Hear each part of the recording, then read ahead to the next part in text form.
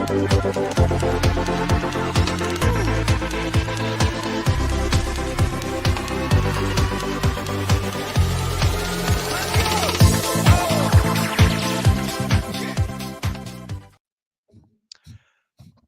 in, everybody. Roster the people. Week 12. Neil Smith, Jason Draven, at that FF nerd on all the socials, and Literally in the Discord and all that other fun stuff.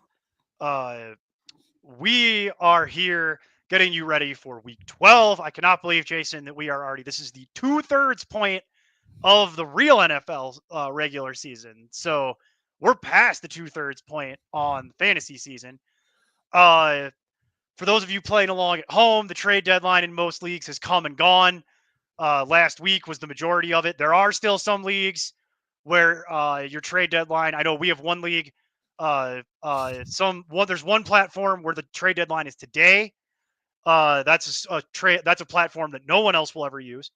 There's another, right. and then on my fantasy league, the trade deadline is the kickoff of the game on Thursday. So there are still some formats and leagues where the trade deadline still applies, and but for the most part, the trade deadline has come and gone. I hope you got everything you wanted. I hope Christmas came early, and I will, as every year, I do not miss answering your trade questions. Although there are some leagues that they don't have a trade deadline, so I'm sure we'll still get some. Yeah, so I've gotten a couple this week already. Yeah, we got that going, which is good.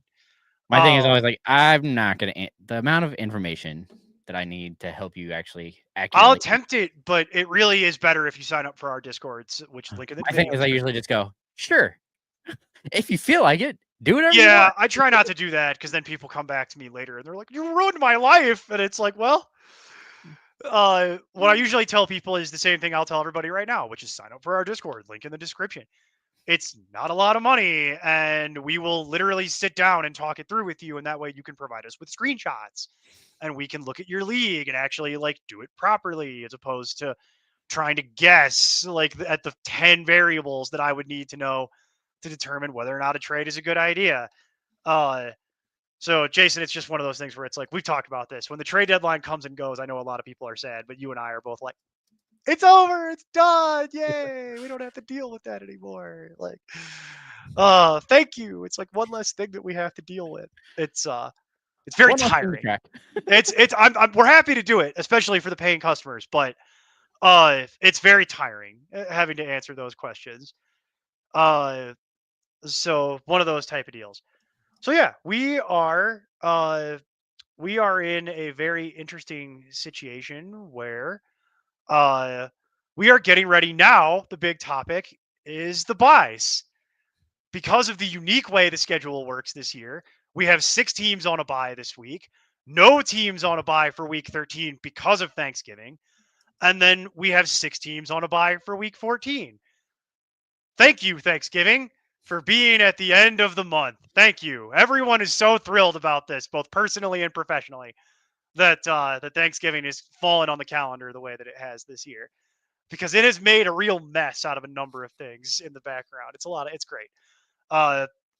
So 6 teams on a bye this week. I'm assuming we're going to get a lot of bye-related waiver questions, and I'm sure you got a lot yesterday. I'm not going to lie to you. I had to work. I didn't get a chance to watch that show, and I didn't get a chance to do the watch back like I normally do because I've literally been slammed. So I'm sure there was a lot of that going on with bye-week fill-ins because you got a lot of teams on bye. Do you have the list handy? Because I can produce it. I do. Yeah. What's the list of teams on bye this week? All right. So Saints. Yep. Saints, Falcons. Yep. Bills. Bengals. Jets, Jags.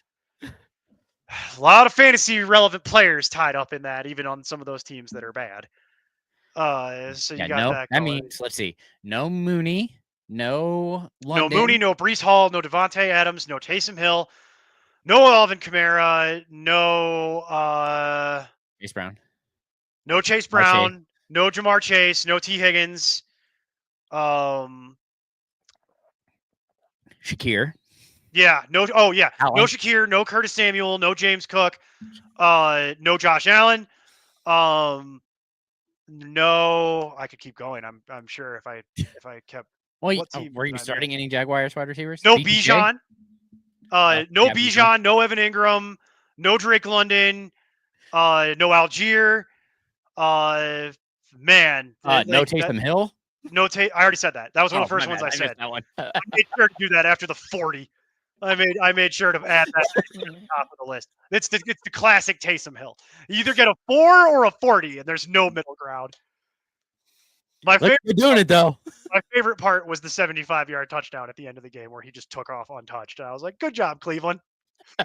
Why you're a 2-win team right here." It's stuff like this.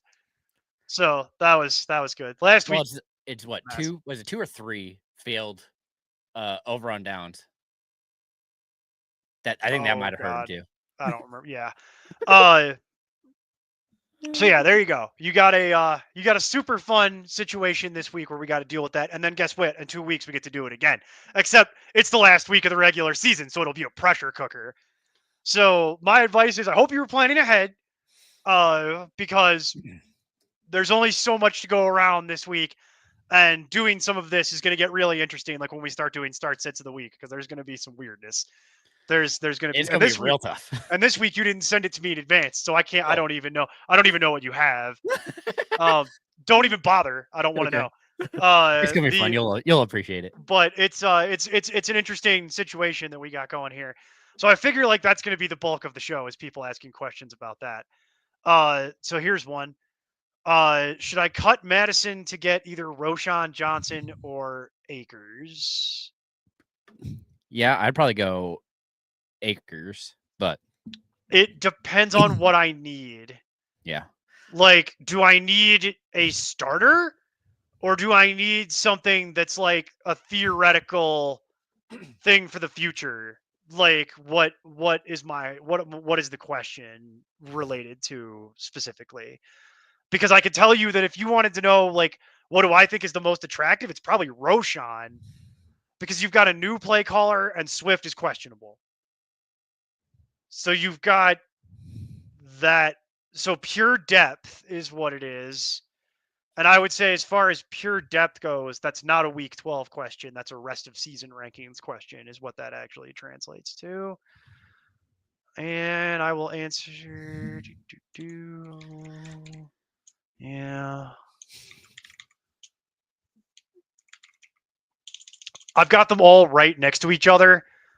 And I'm going to go at that point with Akers, largely because Akers has the best schedule. That will be my tiebreaker. If I'm looking for what has the most potential upside for week 12, well, obviously, if DeAndre Swift isn't playing, Roshan Johnson to the moon. And that's going to be the way I answer it. So what do you think, Jay? Akers, we agree? Yeah. Akers? Yeah, because Madison isn't really doing it. It also comes down to the fact that Jones is made of glass. So there is that. Oops. Throw that in there. Yeah, there is that. But it's also the fact that Madison's not really doing anything. And himself is now questionable.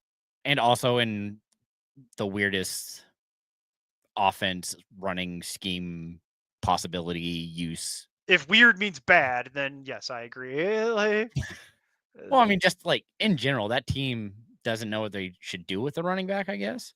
I don't think they know what they need to do. I don't think they know much about anything, to be honest with you. Like that's kind of where we've arrived at. So what's up, Daniel? Yeah, I figured we would hear about that. What up, Daniel? And here we go. So my thoughts on Thielen are the same as what they were weeks ago when we had this conversation. If I knew that Andy Dalton was going to play, Thielen would be an easy add. But because we don't know that, it is way less attractive. Did you go to Freddy's? Yes, I did. You didn't get me none? My bad, bro. People who go to Freddy's and don't get their friends Freddy's get sent to the penalty box, is how that goes. Yeah, no, he's in the penalty box for a hot minute. And for those of you who don't know what Freddy's is, it's basically Culver's. Except for better. It's pretty comparable if you ask me. It's about the same. The fries at Culver's is better. The burgers at Freddy's are better. Yeah, I might go with you on that. The other side of it is too, it depends on, do you like custard or do you like ice cream? Because Freddy's you get more like ice cream, Culver's is custard.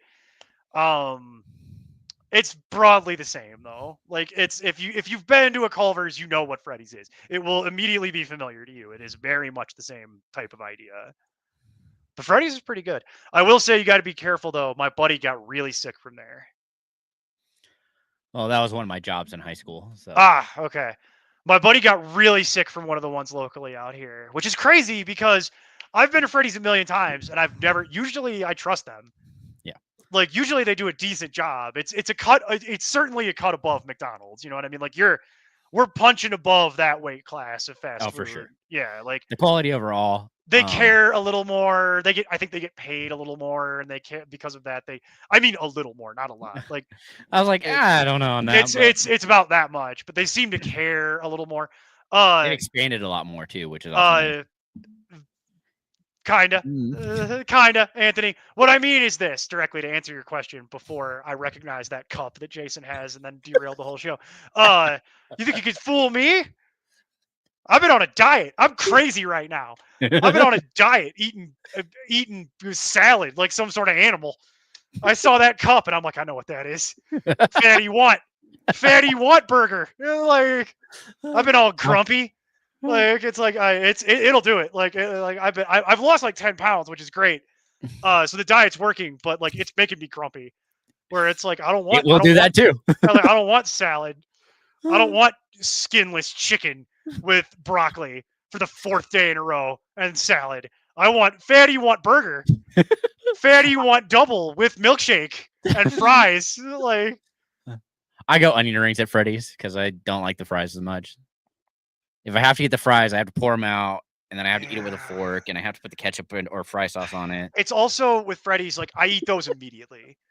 Yeah, those don't even survive the car ride home. They're gone before because they literally age in such a way that it's like, bro, eat those now. Just don't even just eat them with one hand as you drive home because they'll never make it home. They're gone. And I agree with you. That's like the Culver's fries are still edible on the 10-minute ride home. It's okay. Like it's not a big deal, but we could just do the fast food power rankings. Does everybody want to do fast food power rankings? Do we just not do the fantasy show? People prefer when we do the movies. We know this. We've literally seen the math over the last couple of years where we get more views talking about crappy movies that we like or don't like as opposed to doing the normal show. We could do the fast food power rankings. I got plenty of opinions on this. You ever been to Zaxby's? We could talk about Zaxby's. Best chicken. It's up there. Oh no, Zaxby's just for fast food is the best chicken. It's not close. What is? Zaxby's. Oh, depends. Do you count Hattie B's as fast food? No. Have you been to Memphis? Have you ever had or Nashville? Yeah, I've been to Hattie. Okay, you've been to Hattie B's? Yeah. I don't know that I really count it because there's like a couple. It's like regional. Yeah, it's not. Whereas Zaxby's, at least Zaxby's is all across the southeast. Yeah, talk amongst yourselves. Jay, talk amongst yourselves. Jason and I have to hash this out. Because I agree with you. I went to Zaxby's for the first time in North Carolina, and I was like, "This is way better than Chick-fil-A. Why do people like Chick-fil-A like this?" And then what I've realized is that's because they've never been to Zaxby's. Yeah. Well, and then lower on the okay, so Zaxby's. We're actually doing this.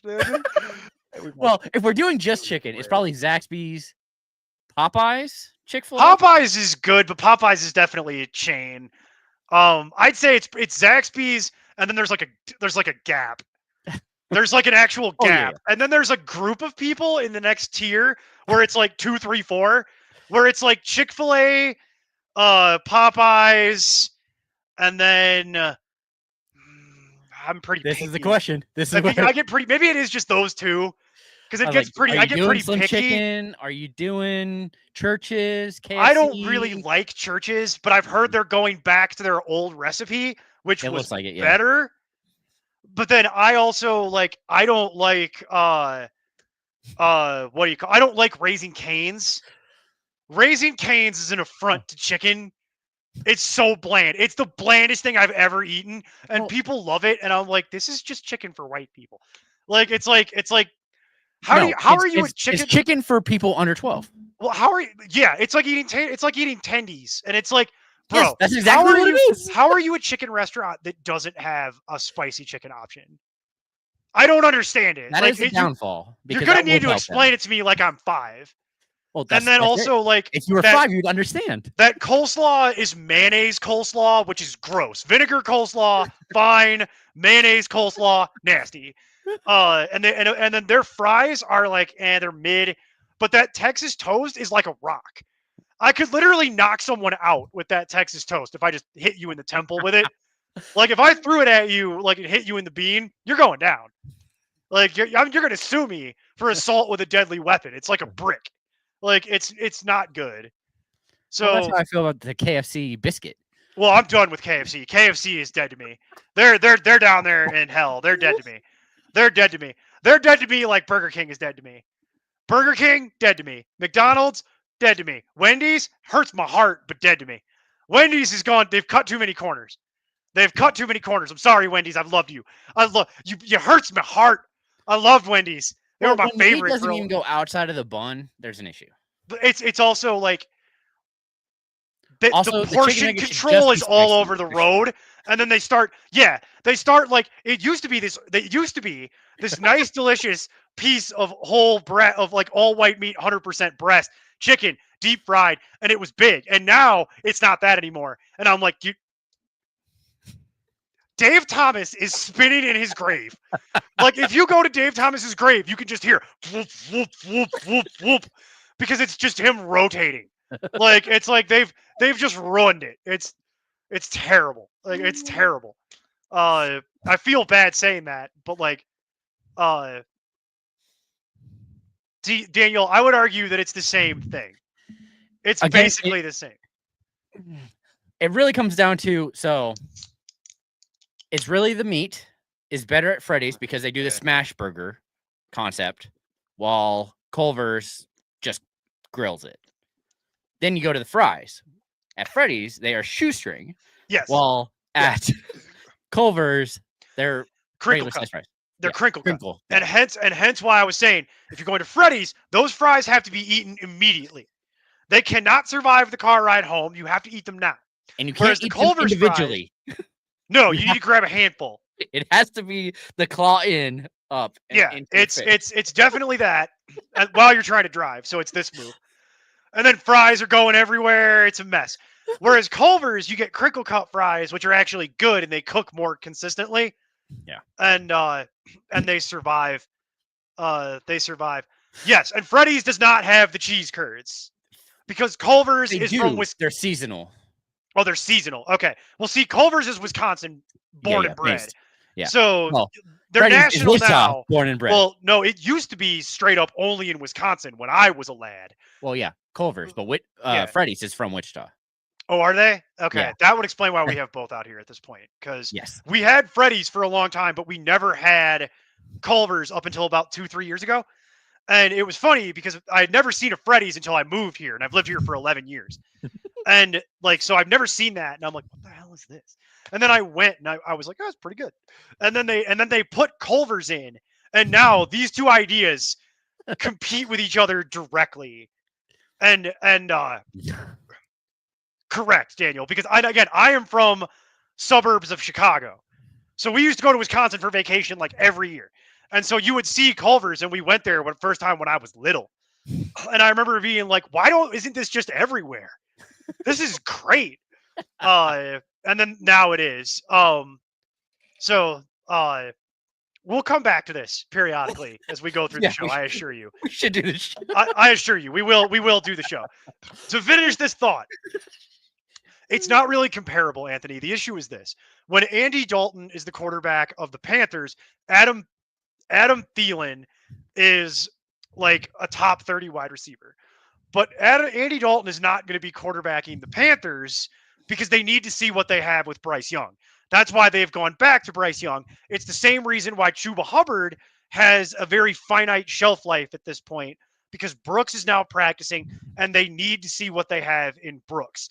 So the Panthers, the rest of the season, is going to be transitioning into not playing their veterans because their season is over. They're going to be playing their younger guys and especially their rookies to see what they have. So I'm not really. They also don't want to win. They also don't want to win. Right.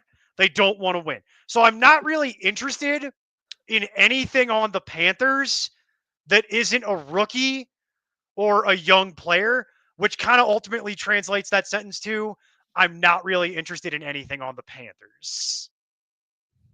So that's part of it right there. So I hope that was helpful. I would not worry about having to roster Adam Thielen. Oh my God, it's Shane. It's Man, it's Shane been a on minute, not a Shane. Sunday. That's wild. Have Bijan and Trace Brown on a bye. Okay, I think Pacheco is going to play this week, so I think you're okay there. Even in I a have limited no fashion, idea what the split is. Yeah, even in a limited snap count, I still think he hits double digits. Yeah, I think really what it does is it kind of just craters out Kareem Hunt, which is why I've been telling people that now. See, I've had a lot of people that have been saying, they've been asking us, do we trade for Kareem Hunt? And I'm like, no. Because what's going to happen is you're going to get to the end of the year, Pacheco will be back, and then they're both going to play, but no one knows what the split is. And it's just going to be a headache I don't want to deal with. Because I've had people talking about, should I trade Jonathan Taylor for Hunt? And I'm like, not unless you want to deal with some sort of massive headache later in the year. I wouldn't do it. But I think for 1 week, Shane, you're probably fine. So I think you're good. And then the other, to answer the second part of this question, I think it's going to be Ford. I think it's going to be Ford as well, even though I don't love it. Those are my rest of season rankings. Let's see. I need week 12. Yeah.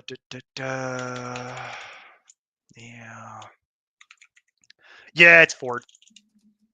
It's Ford. I hate the matchup. And even with that, it's Ford. So I would recommend Ford and hope that it just doesn't come up. Hopefully you're good and don't need to worry about it. Chase, I cannot talk. James Conner or Montgomery rest of season? Connor has a better rest of season schedule. The issue is I actually disagree with that. I think Montgomery does? Yeah. But it doesn't matter because my answer is what's funny is my answer is Connor, and it's by 1 spot. I have Connor as my running back 15 the rest of the way, and I have Montgomery at 16, and it is because of the split. But I actually think their schedules are broadly comparable, slightly tipping to Montgomery. I think they're very comparable schedules. Who do you prefer? It's Connor.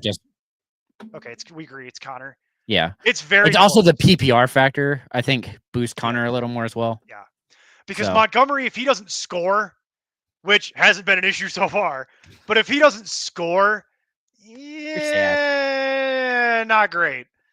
And it seems like the Lions are just content to run up the score on people, though. They've kind of been it seems like they're proving a point, which is we're going to run up the score on you.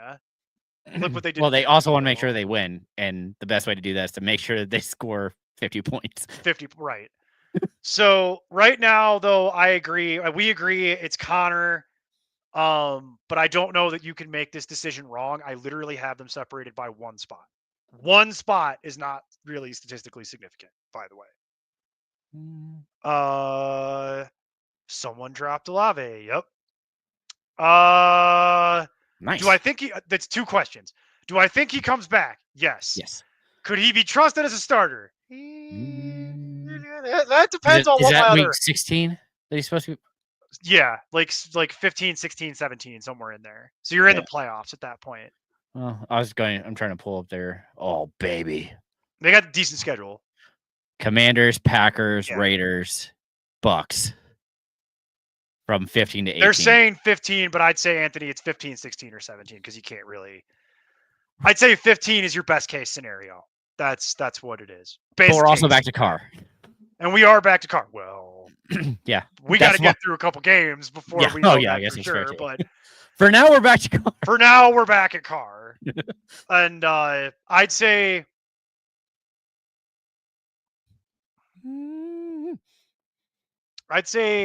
Could I trust him will come down to what are my other options. Yeah. If my other options are terrible, then yeah. In a vacuum, no, because he hasn't been trustworthy all year. So irrespective of not knowing what my other choices are, I have to tell you no. But you'd have to tell me directly what my other choices are when he comes back. Don't even bother listing them now because I won't give you a straight answer because we still have to get through 3 more weeks. So, but I do agree. I will say this, Anthony. I agree with picking him up and sticking him in my IR slot if I had the IR slot available. I would 100% do that because it doesn't cost you anything to do it. So you might as well. Yes, Daniel. I always forget Daniel lives in like Maryland, and but to be fair, if that's the case, he has like I can't get crab. Bay crab. I can get crabs, no problem, but I can't get crab. Thank you. I'll be here all week. Tip your waitresses. Thank you. I'm trying to think of what that place was.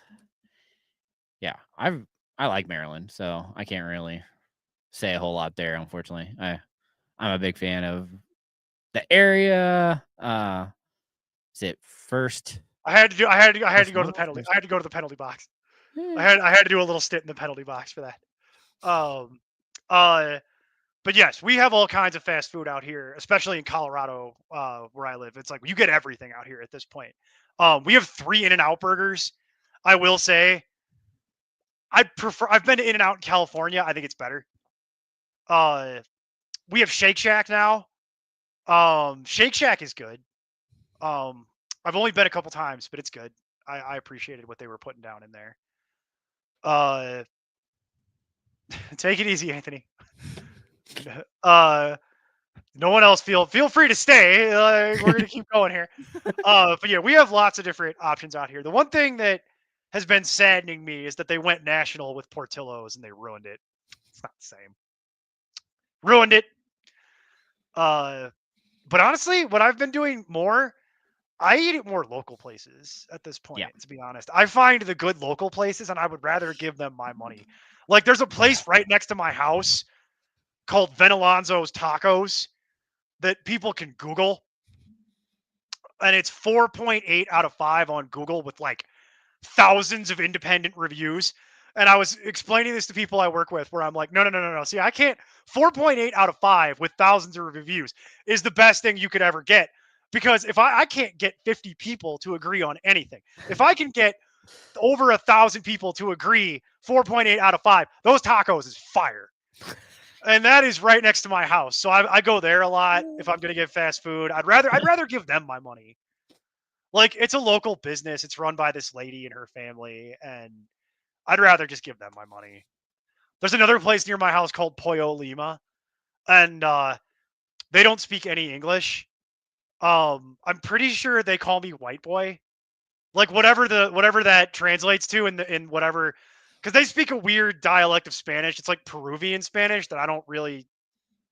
I can speak some Spanish. I understand like some of it, but I can't follow it. I'm pretty sure they literally are just calling me white boy, like to my face. I'm pretty sure because when I walk in there, it's like the scene out of old movies where like someone walks into a bar and everything just stops.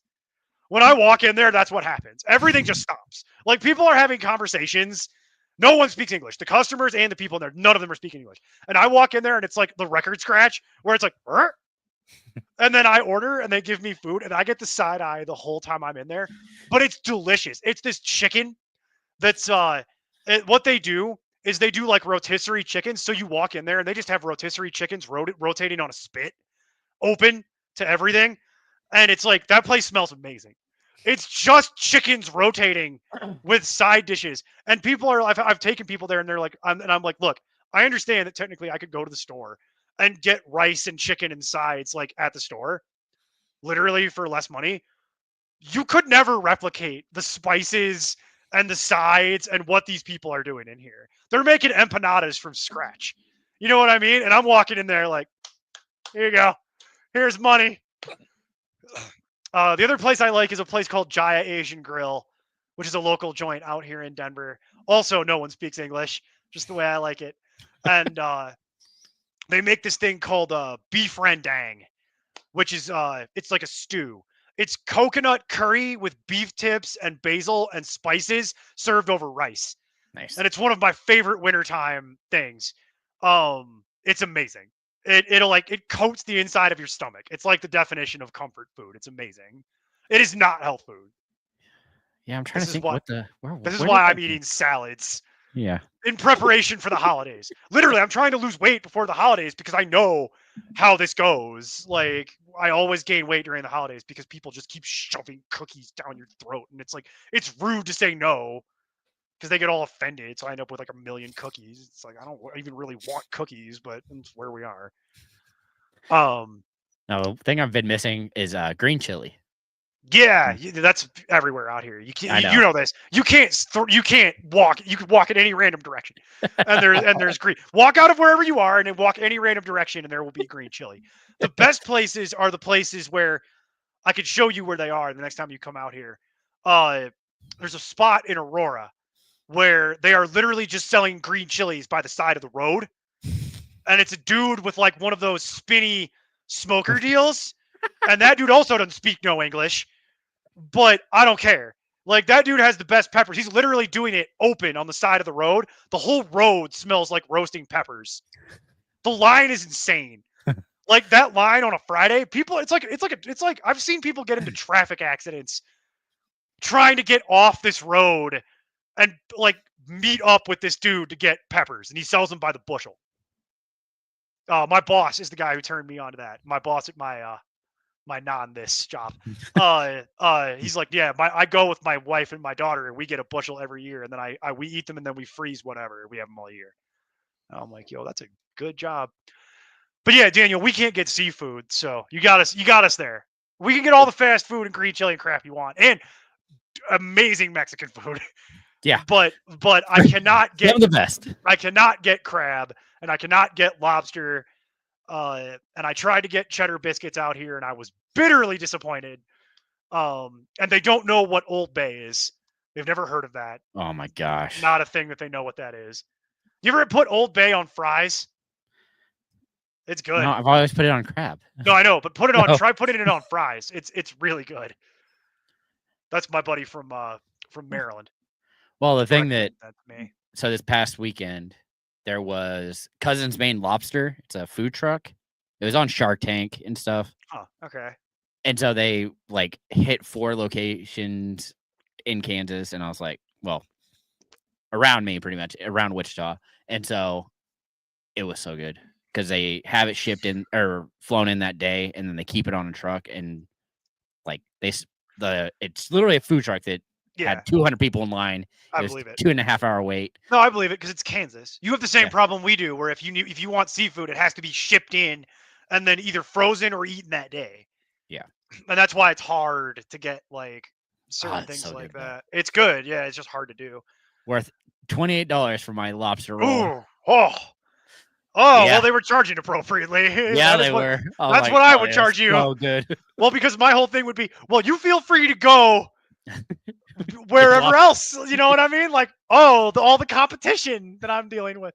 All right, Polo, what do you got? Sorry, nice Polo. to see you, by the way, Polo. What do you got here? Who's my Stroud and Goff.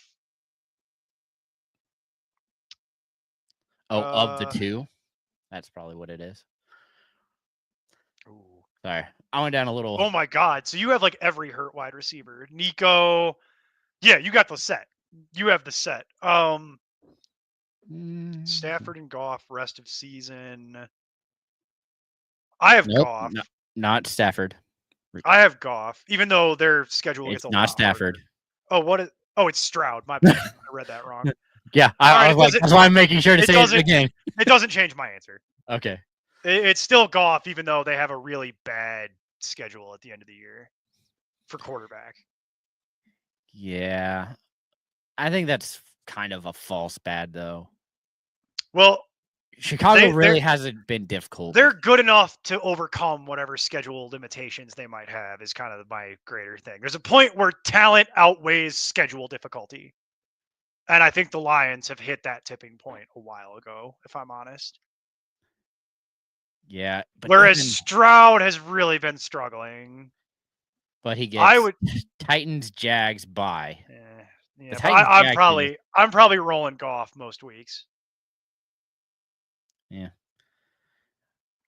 I still think you split it. I think you go Stroud these next 2 weeks and then go to Goff. Maybe. I don't. Yeah, that you might want both. I would need to know the subtext of the question. I guess Goff this week, Stroud, and then just go Goff. Yeah. Yeah, it's pretty much maybe you play Stroud one more week. But really, I would probably just be if you were trying to get rid of Stroud for some reason, and that's the subtext for this question, is like I only have the roster space for one quarterback. I would just make the decision to go with Goff over Stroud at this point. Okay. He's starting B-Rob, so Ugh. I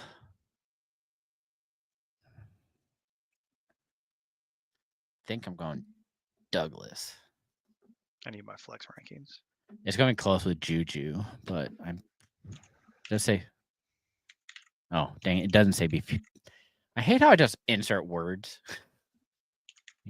Definitely should have PPR in there, but it doesn't say it.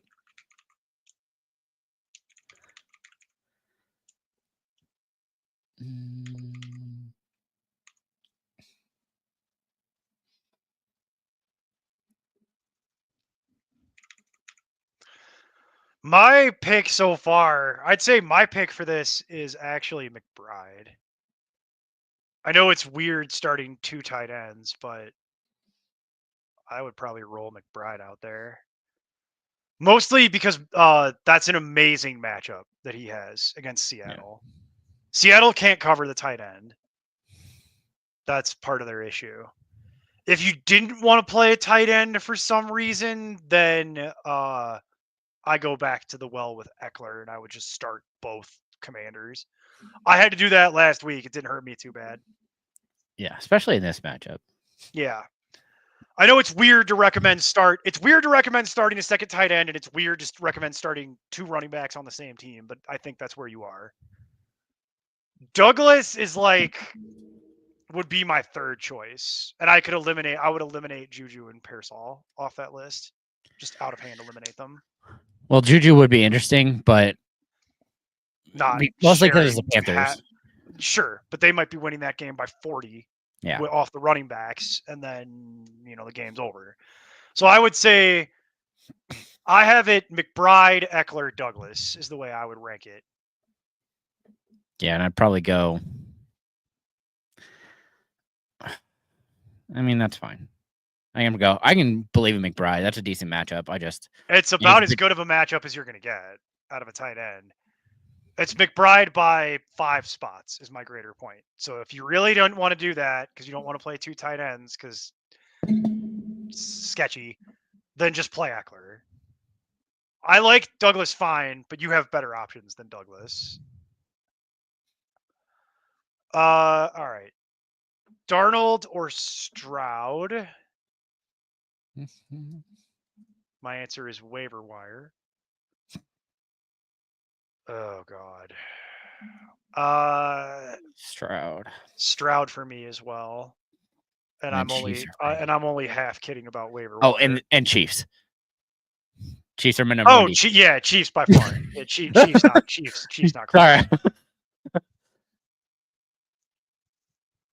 Yeah. So Stroud and Chiefs, we agree. I don't like any of that over what you already have. More would go above Douglas for me.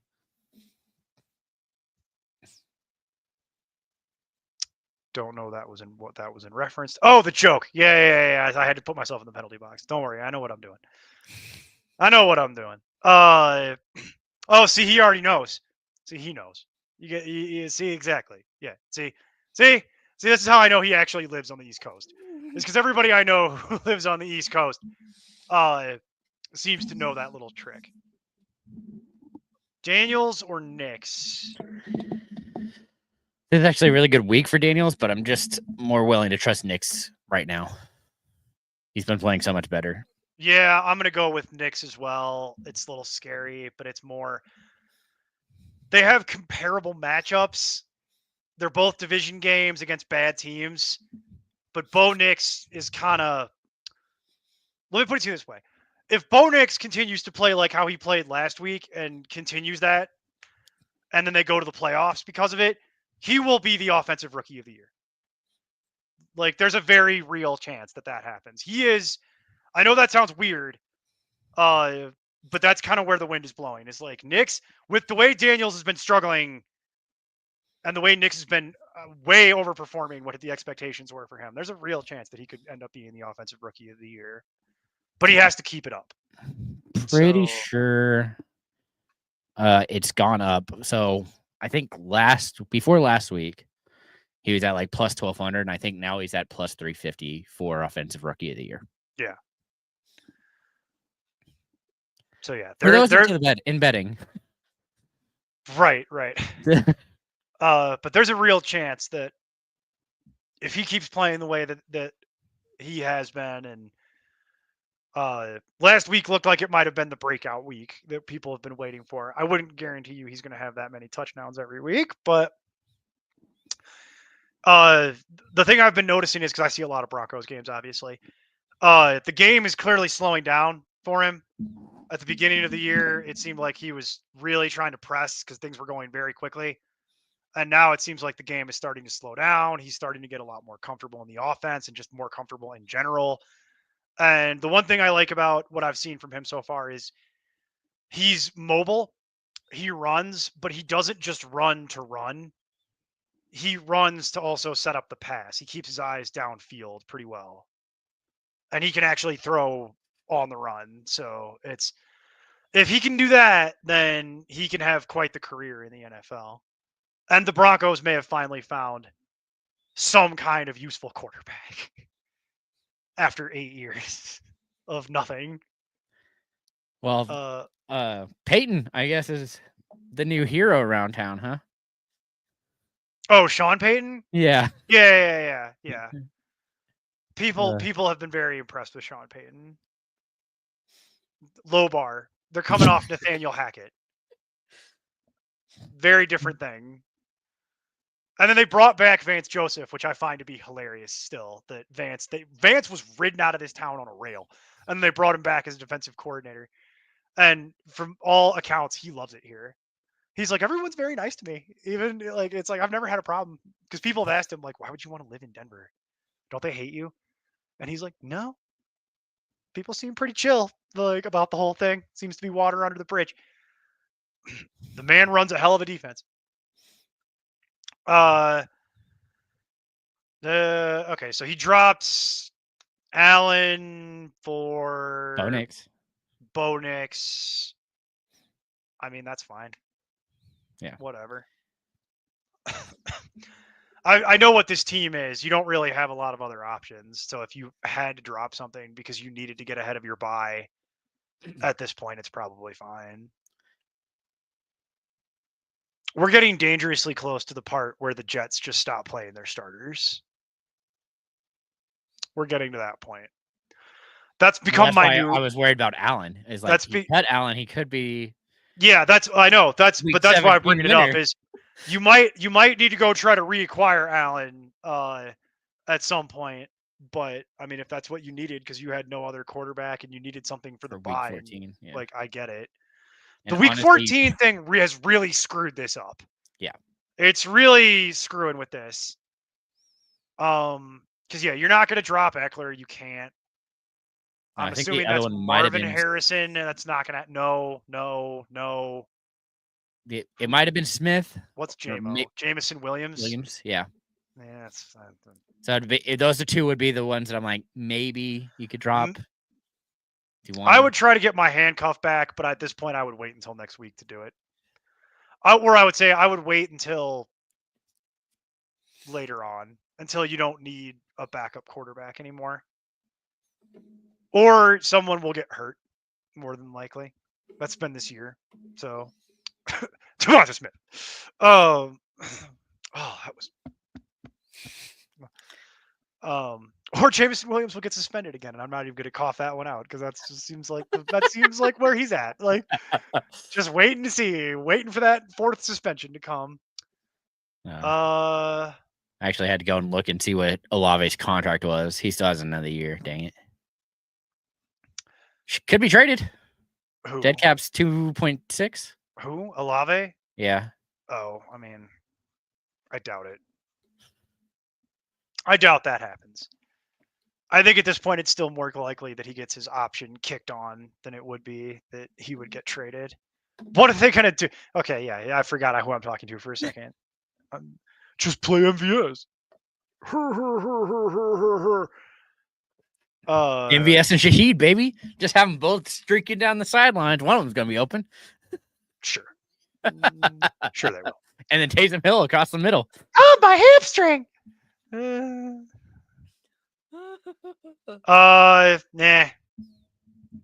I might just hold on to it.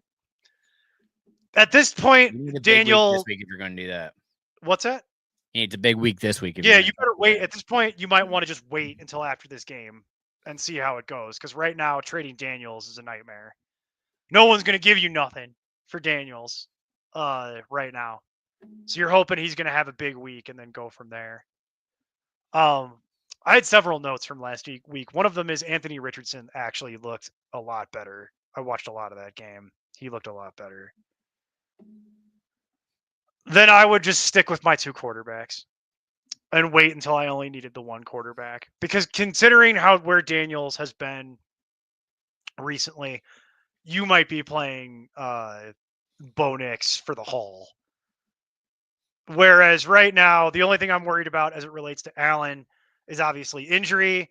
But then, like I said, there is a small concern that as we get a little further into the season, that the Jets start sitting their starters because they don't really need them anymore, and they'll use it as an evaluation period.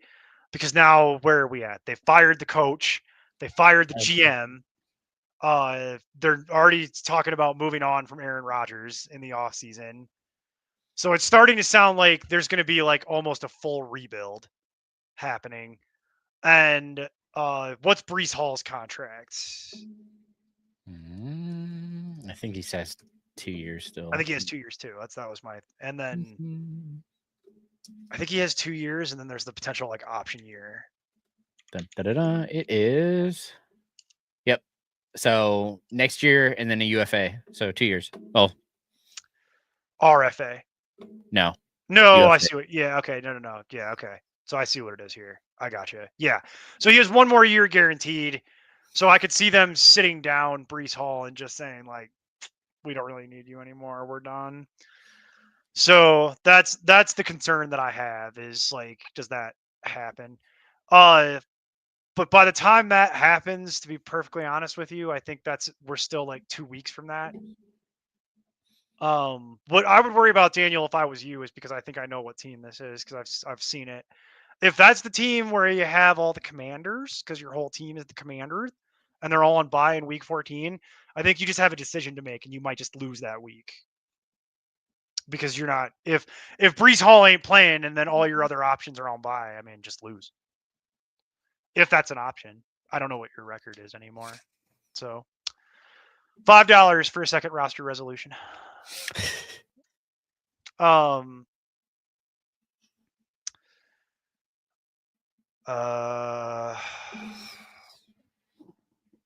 have Hurts way up there. I agree. I have Hurts I think I have Hurts at 1. Yes, I do. I have Hurts at 1 overall. Yeah, you're definitely playing Hurts. And then Dolphins. Look. Dolphins versus Pats or Commanders? I have Commanders. Both good matchups. I have Washington 1 spot higher. Just literally Washington. Has nothing to do with what I think of Washington's defense. Washington plays the Cowboys. Sorry, I might have said that backwards. Washington is playing the Cowboys, and it's favored by 10. It's anybody against the Cowboys at this point. Anybody against the Cowboys. I don't care who it is. Favored by 10. Yeah. And it's like the Texans defense isn't even good, and they destroyed the Cowboys. Like, so got that going for you. No, you're good. You're good. Those are good questions. Yeah. Hey, we're just here to do what we can. Appreciate that you stopped by. You missed a lovely fast food talk earlier. If you're really into Freddy's, go rewind and watch that part. Sorry. And then, yeah. So you're in a situation, Daniel, where honestly, buddy, like there's nothing on that team that I would want to cut for my handcuff at this point. You've been itching to cut that handcuff for weeks because you keep asking me about it, and I'm at the point now where I'm done arguing with you about it. So just enjoy having a backup quarterback, so you have someone to play for week 14, and then cut them. Cut one of your quarterbacks after your bye, and then hope that nobody picks up your handcuff in the meantime. I can tell you that if I was playing in that league, I would intentionally go and pick up your handcuff and then like send you a bunch of crappy DMs. I would literally go pick up your handcuff and then try and trade it back to you. That's literally what I would be trying to do. That's not I would surprising. send you a bunch of notes that say you dropped this, like stuff like that, and then I would let you block me because that's what I do to people who do that to me. Is I block them.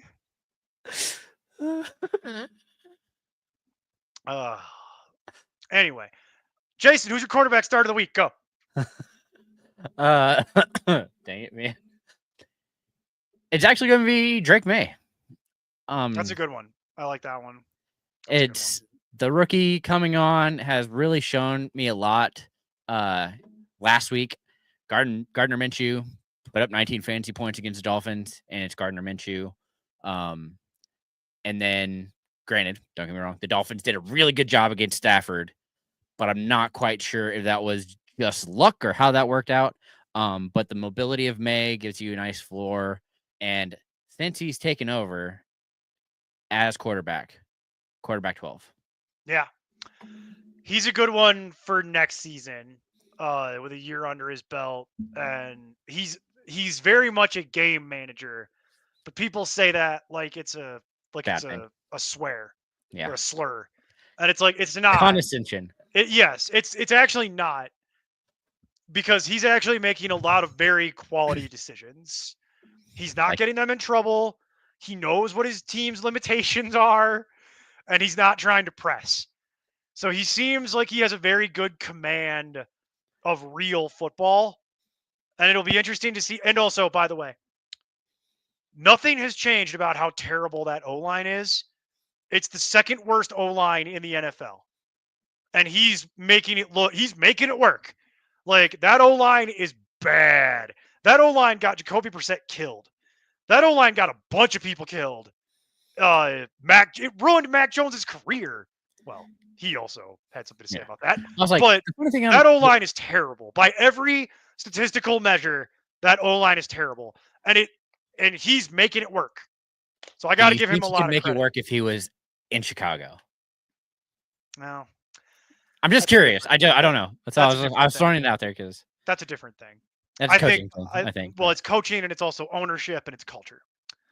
So you have that problem. You have people that don't have the best culture.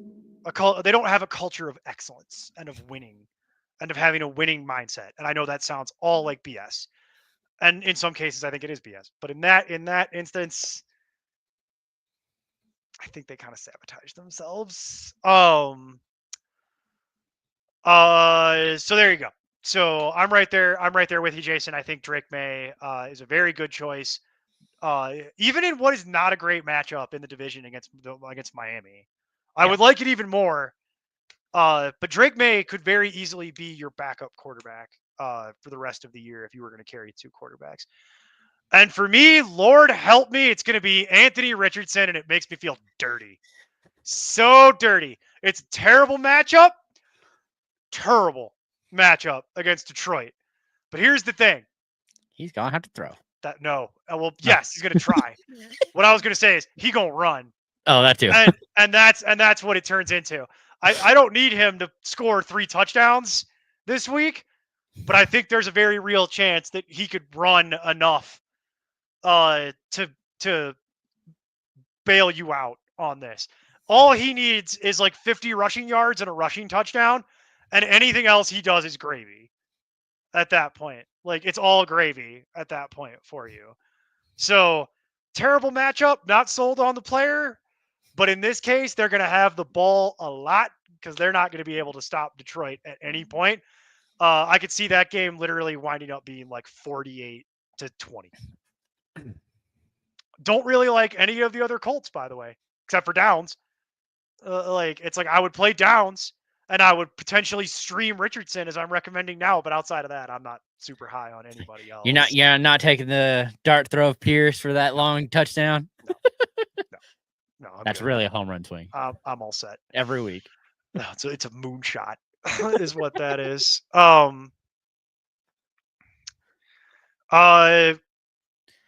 This is pretty easy, I think. Laporta's still dinged up. But it's to me, it's Laporta if he plays. This decision gets kind of made for you. It's Laporta if he plays, which I think he probably is. They say he's going to. I don't know. It's Wednesday, but they say he's going to play. Laporta is a lot more consistent, and the other thing is the Colts defense is just flat out bad. So you're gonna like I would give you some next level stats if you want them on how bad the Colts defense is, but put a fine point on it, the Colts defense sucks. And it's a great matchup for Laporta. And they're gonna run the score up on him because that's what the Lions are doing. The Lions are on the FU tour where they don't just want to win, they want to win by 40. And they're not pulling any punches at this point. They're gonna do it to you. So I would play Laporta if he plays. If you have the ability, I would actually get in. I would actually just go ahead Will Dissly now. Just go ahead Will Dissly now. Baby. Will Dissly isn't good. The Chargers are the worst 6-win football team I've ever seen. Oh, you're good luck in the playoffs trying to play like the way you're playing. Good luck with that. Have a good time. Like you're gonna get your pants pulled down and spanked on national television at some point. And I'm here for that. That'll be this week against the Ravens. Probably like that's but just at this point, it's just Will Dissly has seen enough work that, and it's the state of the position. Tight end is a wasteland of garbage. So anybody who's going to see that many targets, particularly red zone targets, just play Will Dissly at this point. Yeah. In a world where Zach Ertz is a starter at 40 years old, you know what I mean? Like there you go. So Dissly in not a good matchup. I would rather play Dissly over Kraft. I have Dissly in the top 10 at tight end, which doesn't really mean a whole lot. You could look at Dissly, Jonnu Smith. Yeah, Jonnu Smith is the other one. I knew we would get there. Jonnu Smith is a weird one. That's a very interesting one. Well, if you're wanting a longer shot, Jatavian Sanders. Oh boy, that's a much longer shot. I know, but and then finally Theo Johnson with Danny DeVito. No, Tommy DeVito. My bad. It's the same character. I don't know. Tommy DeVito and his dad. Literally. Like, and what's messed up is I was doing that joke last year, and then you actually hear those people talk, and you realize they are the stereotypes that you thought they would be. Like, you want them to be a horrible Italian American stereotype, and then they are. And then you hear them talk, and you realize, oh my God, that absolutely is Italian American man from New York. Like his dad is literally like it's. His dad, they interviewed Tommy DeVito's dad one time last year. There was a reason that it was one time because, yeah, that dude can't be on television. Like he doesn't really have the ability to like censor in a way that you would need to be on TV. I was joking. I was like, they need to have him mic'd up for games and charge premium for it. Amazon needs to mic him up and then charge a separate subscription. For this cam. I don't know what the name for we'll just call it the Stugatz cam. And if you don't know what Stugatz means, you can Google it because I'm not explaining it to you here. I'm not supposed to swear on this show, and I think I've just limboed under the radar because people don't know what that means. You'd have to look up. You'd have to Google what that means in Italian. It's not a compliment. It refers to a part of anatomy. But yeah. So anyway, those are options if we like over both of these. We'll do the wheel of tight ends and we'll go through that too. You'd have to tell us what you have. Or just drop Kraft. At this point. I don't really care about Kraft. I'd be fine with that. I would be fine with just cutting Kraft because you could probably go reacquire Kraft if you really wanted him. and talk about things that you put on a wheel. Green Bay pass catcher. Yeah. Good luck. Jaden Reed caught that touchdown to start the game and then probably went and sat on the bench. Yeah. And it was like, okay, cool. And then Watson is literally just diving. Watson should have had like a 5 in fantasy and PPR, but because he caught those diving balls right off the ground, it's not a 5. It's like, and people now are like, oh, Watson's back. And I'm like, oh my God. It's like, we don't learn this lesson. Like collectively, people just do not learn this lesson. So you're just going to keep repeating the same problem. Yeah. I'm still not going to be suggesting him. Not suggesting him, not suggesting Wicks. It's going to be Dobbs or Reed. Yeah. Even if they just get you a 5, because or you get a 20. they're more consistent. You either get a 20 or you get a 5, and that's and that's what it boils down to. Really, actually, to me, it's like it's not even wide receiver. It's just the only Packer that I feel like I would actually want is Jacobs, because that's the only one that consistently does anything. Yeah. And then the rest of it is all a crapshoot for the whole team. It's the only one touching the ball 20 times. Yes, you're starting McLaurin. You're right. Yeah, you're gonna play McLaurin. Then it gets interesting. Probably Ridley. You think so? Yeah, Ridley probably. over Harrison. Titans versus Houston, or Cardinals versus Harrison in 21. Seahawks. It's real close. Yeah, they real close. Up until today, I had Smith the highest, but with him being questionable, I've knocked him down a couple spots. The Slim Reaper. Yeah, I'm gonna play Ridley, which is gross, but that's what I'm gonna do. I'm glad you hopped on the train, Neil. Not willingly. I'm glad I was able to tie you to the train, Neil. It's more just I can do math, and it's like the math last week notwithstanding, that game was a mess. Yeah. But I can do math, and it's like the math on that. It's a lot more consistent than Harrison. That's the main issue, is that Harrison is literally like, and it's like I hate that, because it's like you could. Whereas Ridley, it's like the floor for Ridley is like an 8, which you don't love, but at least it's an 8. Whereas the floor for Harrison is literally a 2. That's the floor. The ceiling for both players is comparable, but you've got a 6-point variance in the floor. So I still don't have Ridley rated as high as you do. I've just accepted the idea that Ridley has to be a wide receiver, a high-end wide receiver 3 for the remainder of the year, literally for no other reason than they don't have anyone else to throw to. Yeah, specifically this week and next week, he's going to be a top 24 wide receiver. Because... Yeah, I've got him just outside that. Oh, I have been that. Yeah, I know you do. Yeah, I know you do. Yeah, not surprised. You're gonna have Jacoby Myers rated higher than I am too, and good luck with that. Those 214s made you feel real good, and then he got a 6, and it was like, aw. Oh, my favorite thing about last week was how James Cook scored twice. I'm like, you have got to be kidding me. Like, that was my favorite luck. Yeah, the team that famously has not allowed a 100-yard rusher didn't allow a 100-yard rusher, but they let him score twice. And I was like, you've got to be effing kidding me. Like, that is my luck. Dude, you should see my match. You know I showed you that matchup last week? Oh yeah. Lost by 70. Oh yeah. There's one league, Jason, where I scored 231 points. My matchup last week, I played Saquon, Amon-Ra St. Brown, Zach Ertz, and Taysom Hill, and the Texans defense, and I scored plus other stuff, and I scored 231 points. And I was projected to lose that game, and I scored 231 points because it was the perfect time to play Taysom Hill, because I was projected to lose by a number that I was like, well, if I get a 4, I don't care.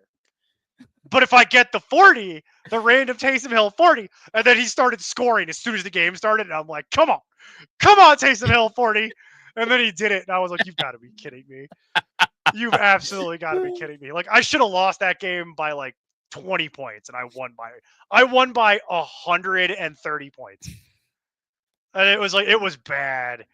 Like, it was real bad. That I started to feel bad, and then was like, nah, I don't feel bad. It was like, yeah, never mind. Why am I feeling bad? That was like my highlight of my weekend last weekend was that whole situation. But yeah, I also lost a game that I should have won, so you know how it goes. Like, it's that type of deal. I thought Mixon might have carried me through our league again. I'm like, come on, baby, just keep rolling it up. Let's go. All right, Brady. Let's see. Yep. Ooh, that's a good question. That is a good question. I don't think I like Harris's matchup this week. It's the Browns. It's not bad. Yeah, no, it's the Thursday night game. They're both in the same game.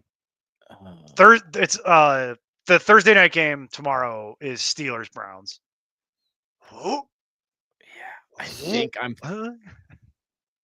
That's ugly. It's gonna be an ugly game. I still think I'm going Tillman. I'm going Harris because it's just way more predictable and consistent. Yeah. The thing is, like, even last week, I'm pretty sure Tillman saw 8 targets. Yeah, he did. And Tillman is not a bad flex. But if you want consistency, and you want to know what you're getting, maybe we play Tillman over Downs. No, I'm not doing that. No. I have. I'll tell you right now. I have Downs in my flex rankings at 54, and I have Tillman at 60. Where the heck do I have Downs? I think Downs will be fine. I'm not overly worried about it. Oh, that's why I hate when they're right next to each other because I never pay attention. So 21 and 22, and Tillman's slightly ahead of him. So in flex rankings, or is that wide receiver? Rankings? Wide receiver. Sorry. Okay.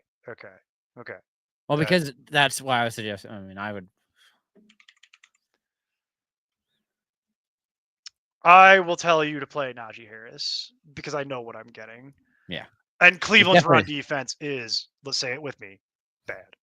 Like, and so it's like, I know what I'm getting. There's no variability here.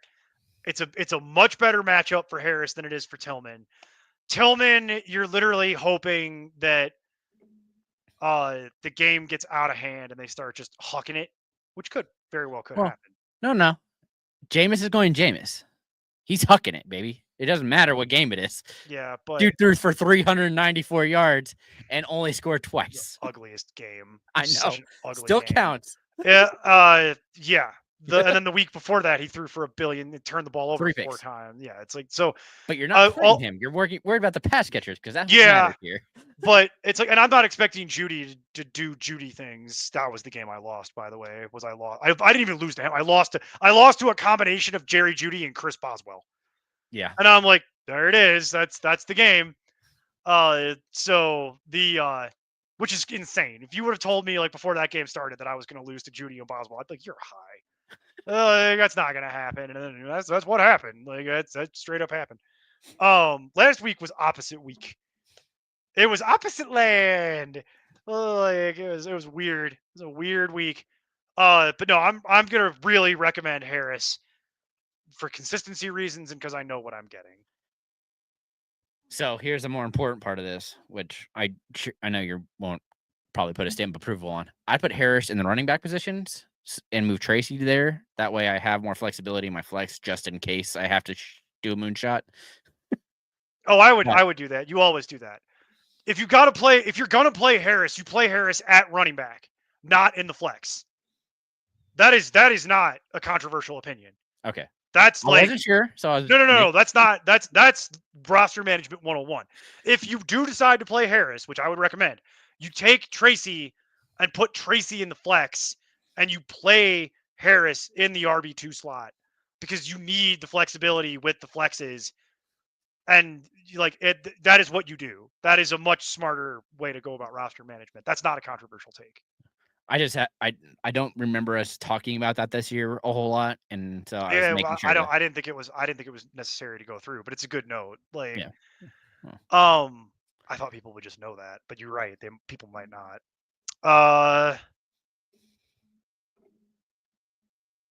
Oh, Disley. She means Hunter Henry. yeah. Hunter. Again, I don't think you go wrong Disley. with either of these. I think they're both fine, but I would prefer Disley. Yeah. Disley's on quite Slightly the better heater. quarterback. Disley's on quite the heater right now. I would go with that. Again, my only worry is that Hayden Hurst was back last week and was being eased in, and if that, I don't think it's going to be an issue, but we'll see. All right. Bijan Swift.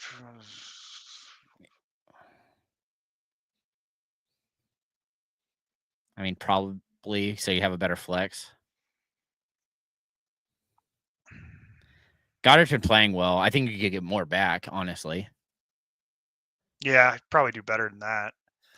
I do like Irving's rest of the season. My question is, what's available on the tight end waiver wire? Like, because if I want, do you want to play Hawkinson the rest of the way? I don't. Not specifically, yeah. Yeah. I'd much rather have Goddard. I'd much rather have Goddard over pivoting to Hawkinson. So if you're going to do that, I think it's fine. You would get a better flex. I don't have an issue with the trade, per se, but my issue becomes I would probably want another tight end at some point, and I have to imagine you have something that's not listed that you could cut. So what's available on the tight end waiver wire that you could add? Also, if you're getting Bucky, you should probably throw in Javonte and try and get something else back that's an upgrade. Because I don't want Javonte. Yeah, but Javonte, the rumors of Javonte's death were clearly greatly exaggerated. Well, it's not that. It's just I don't believe that team's running a whole lot. This past week was fine, but down the stretch, I don't love it for him. Yeah, I'll tell you right now, I have Bucky Irving. Like, I mean, let me look at rest of that's this week. Let me look at rest of season. Yeah, because I have Bucky Irving at like 26 running back, and I have Javonte at like 37. So it's like I would much rather have Bucky, but the issue becomes the drop. Yeah. To you're hoping for another next year. Yeah. But you need my question becomes what's available on the tight end waiver wire that I could backfill, because I don't really have a problem with playing Hawkinson per se, but I feel as though I would want some sort of other option just in case. It's Hurts. It's not close. I have Hurts at 1 overall. That quarterback. Yes, sir. All right, Jason, who's your quarterback sit of the week then? We only did start. I mean, mostly because I can't help myself. It's Geno Smith versus the Cardinals. Past 3 weeks, Cardinals defense has really stepped it up in a big way. No quarterback has gotten over 18 fantasy points. Geno's, however, surprisingly, still quarterback 11 on the year in fantasy. And with that being kind of loaded with 3 weeks over 25 fantasy points, he has 6 weeks under 18 fantasy points, which is kind of a cutoff for a decent like QB1. And so I just don't expect him to hit that this week against the Cardinals. That is a good one. You going to take Patty? What? You going to take Patty? Patty? Mahomes? No. That would be funny. That would be legitimately funny. But no, I'm not doing that. No, for me, it's actually going to be Brock Purdy. Because Purdy's been doing it with his legs the last couple weeks, and this is not a good matchup for him, and he's limited coming into the week. I don't think it's that big of a deal. I think he will play, and he won't really be limited during the game. I think it'll be all right. But I'm expecting a heavy dose of Christian McCaffrey in this game. I think that's what they're going to try to do. I think they're going to try and use McCaffrey to basically win this game for them. And they're going to try to limit the amount of time that Green Bay has the ball. So I think that's what's going to happen. So Purdy, to me, I think is going to be a little bit less critical to what they're trying to do this week. And normally he averages like right around 20 fantasy points. I'm not sure how I feel about that. I think this might be closer to like 15. Similar to the point totals he was putting up earlier in the season, where he was only throwing the ball like 30 times, less than that. It's like 27. I think that's kind of what you're looking at in this game is if they can get him under 30 pass attempts, I think that's what they're going to want.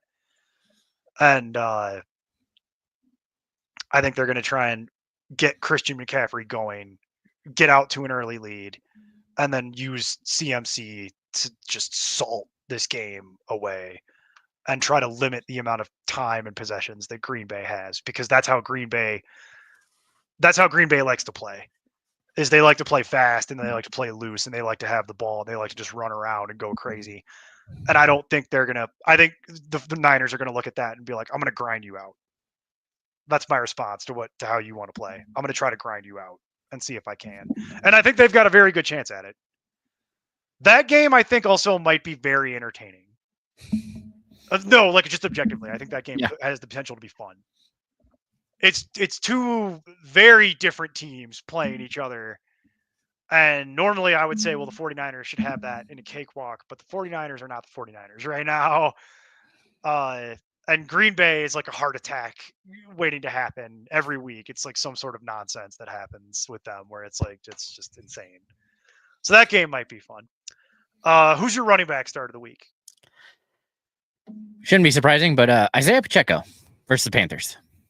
Don't care if he's on a snap. Start of the week? I did. Oh my God. Because even if he's on a snap count, I'm betting he finds the end zone. Good Lord. This is a great game for him to come back on because they should be able to lean on the run. And honestly, I can see both him and Hunt scoring double-digit fantasy points this week. And at this point, that's going to get you a top 24 running back. Yeah. I'm with you on that. For me, it's Jaylen Warren. On Thursday night, I already covered this. Browns running defense is terrible. I think there's a very good chance that both running backs can get into double digits in this game. I think Najee has the much better chance to score and do certain things. Whereas Warren, I think, will do his normal thing where he just catches 3 or 4 dump offs and then gets enough running to get you to a 10. And when you're down this low outside the top 32, 10 is pretty good. Yeah. So it's like, I think Jaylen Warren's being slightly underrated. And like I said, Cleveland's run defense is terrible. That matchup is really good for a lot of the Steelers, just in general. There's a few Steelers that I'm interested in that game, but only a few. It's Pickens, Warren, and Harris. I think you could play all three. And then the rest of it, kind of not really sold on. But those three. Defense. Yes, sorry. And the defense, yes. The defense, though, I will say, is a little scary. Because the defense, if they get torched a couple times, you could, even though they'll win the game. Oh, and Boswell. Because you can't not play Boswell at this point. You just have to play Boswell. How do you win 2 games in the same season without scoring a touchdown in either game? It's ridiculous. It's a ridiculous stat that is just, it's stupid. Stupid. All right, who's your running back sit of the week, Jason? Jonathan Taylor versus Detroit. Yeah, I could see that. They held Joe Mixon to one of his worst fantasy weeks. Granted, that's not saying a whole lot because he still had a pretty good game. It was still a good game. He had 17 fantasy points. His only week that was worse than that was actually his week that he got injured.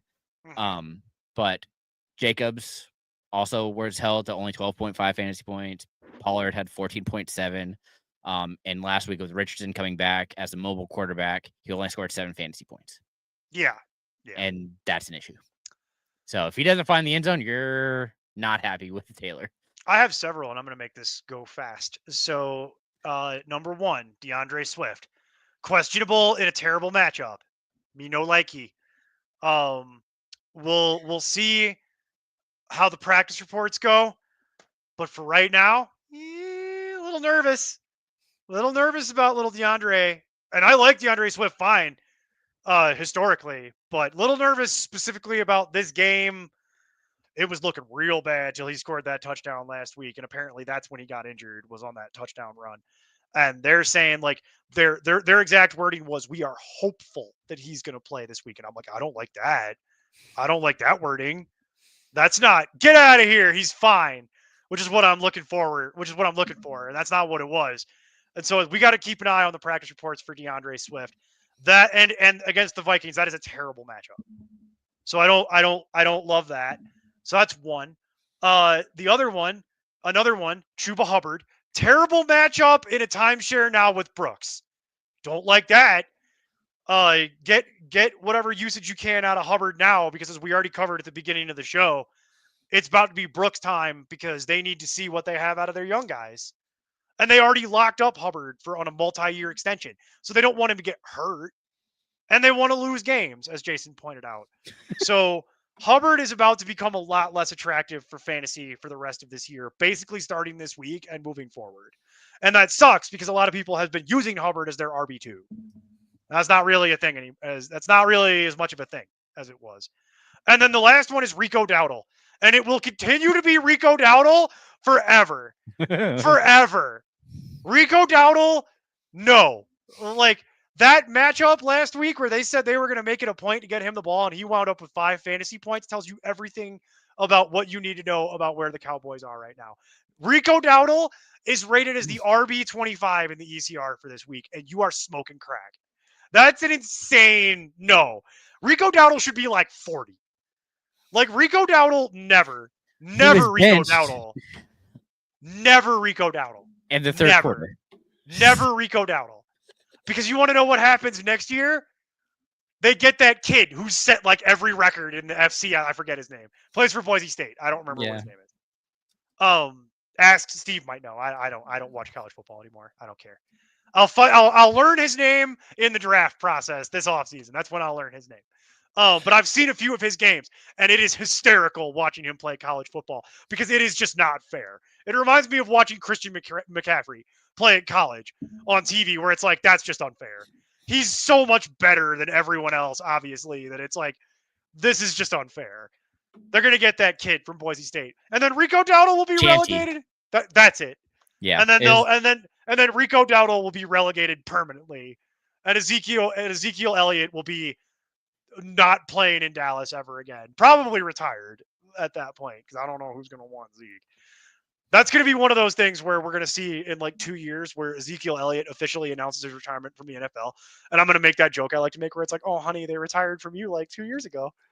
Like, that's how that's going to end. Like, but who knows? You never know. Maybe he could be a camp guy. Maybe he could have that Devonta Smith late career.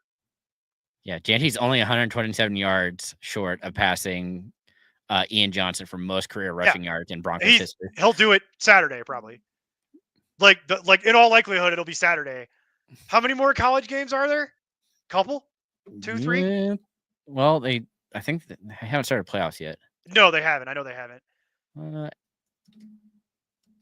It's Thanksgiving. Don't they usually play in December?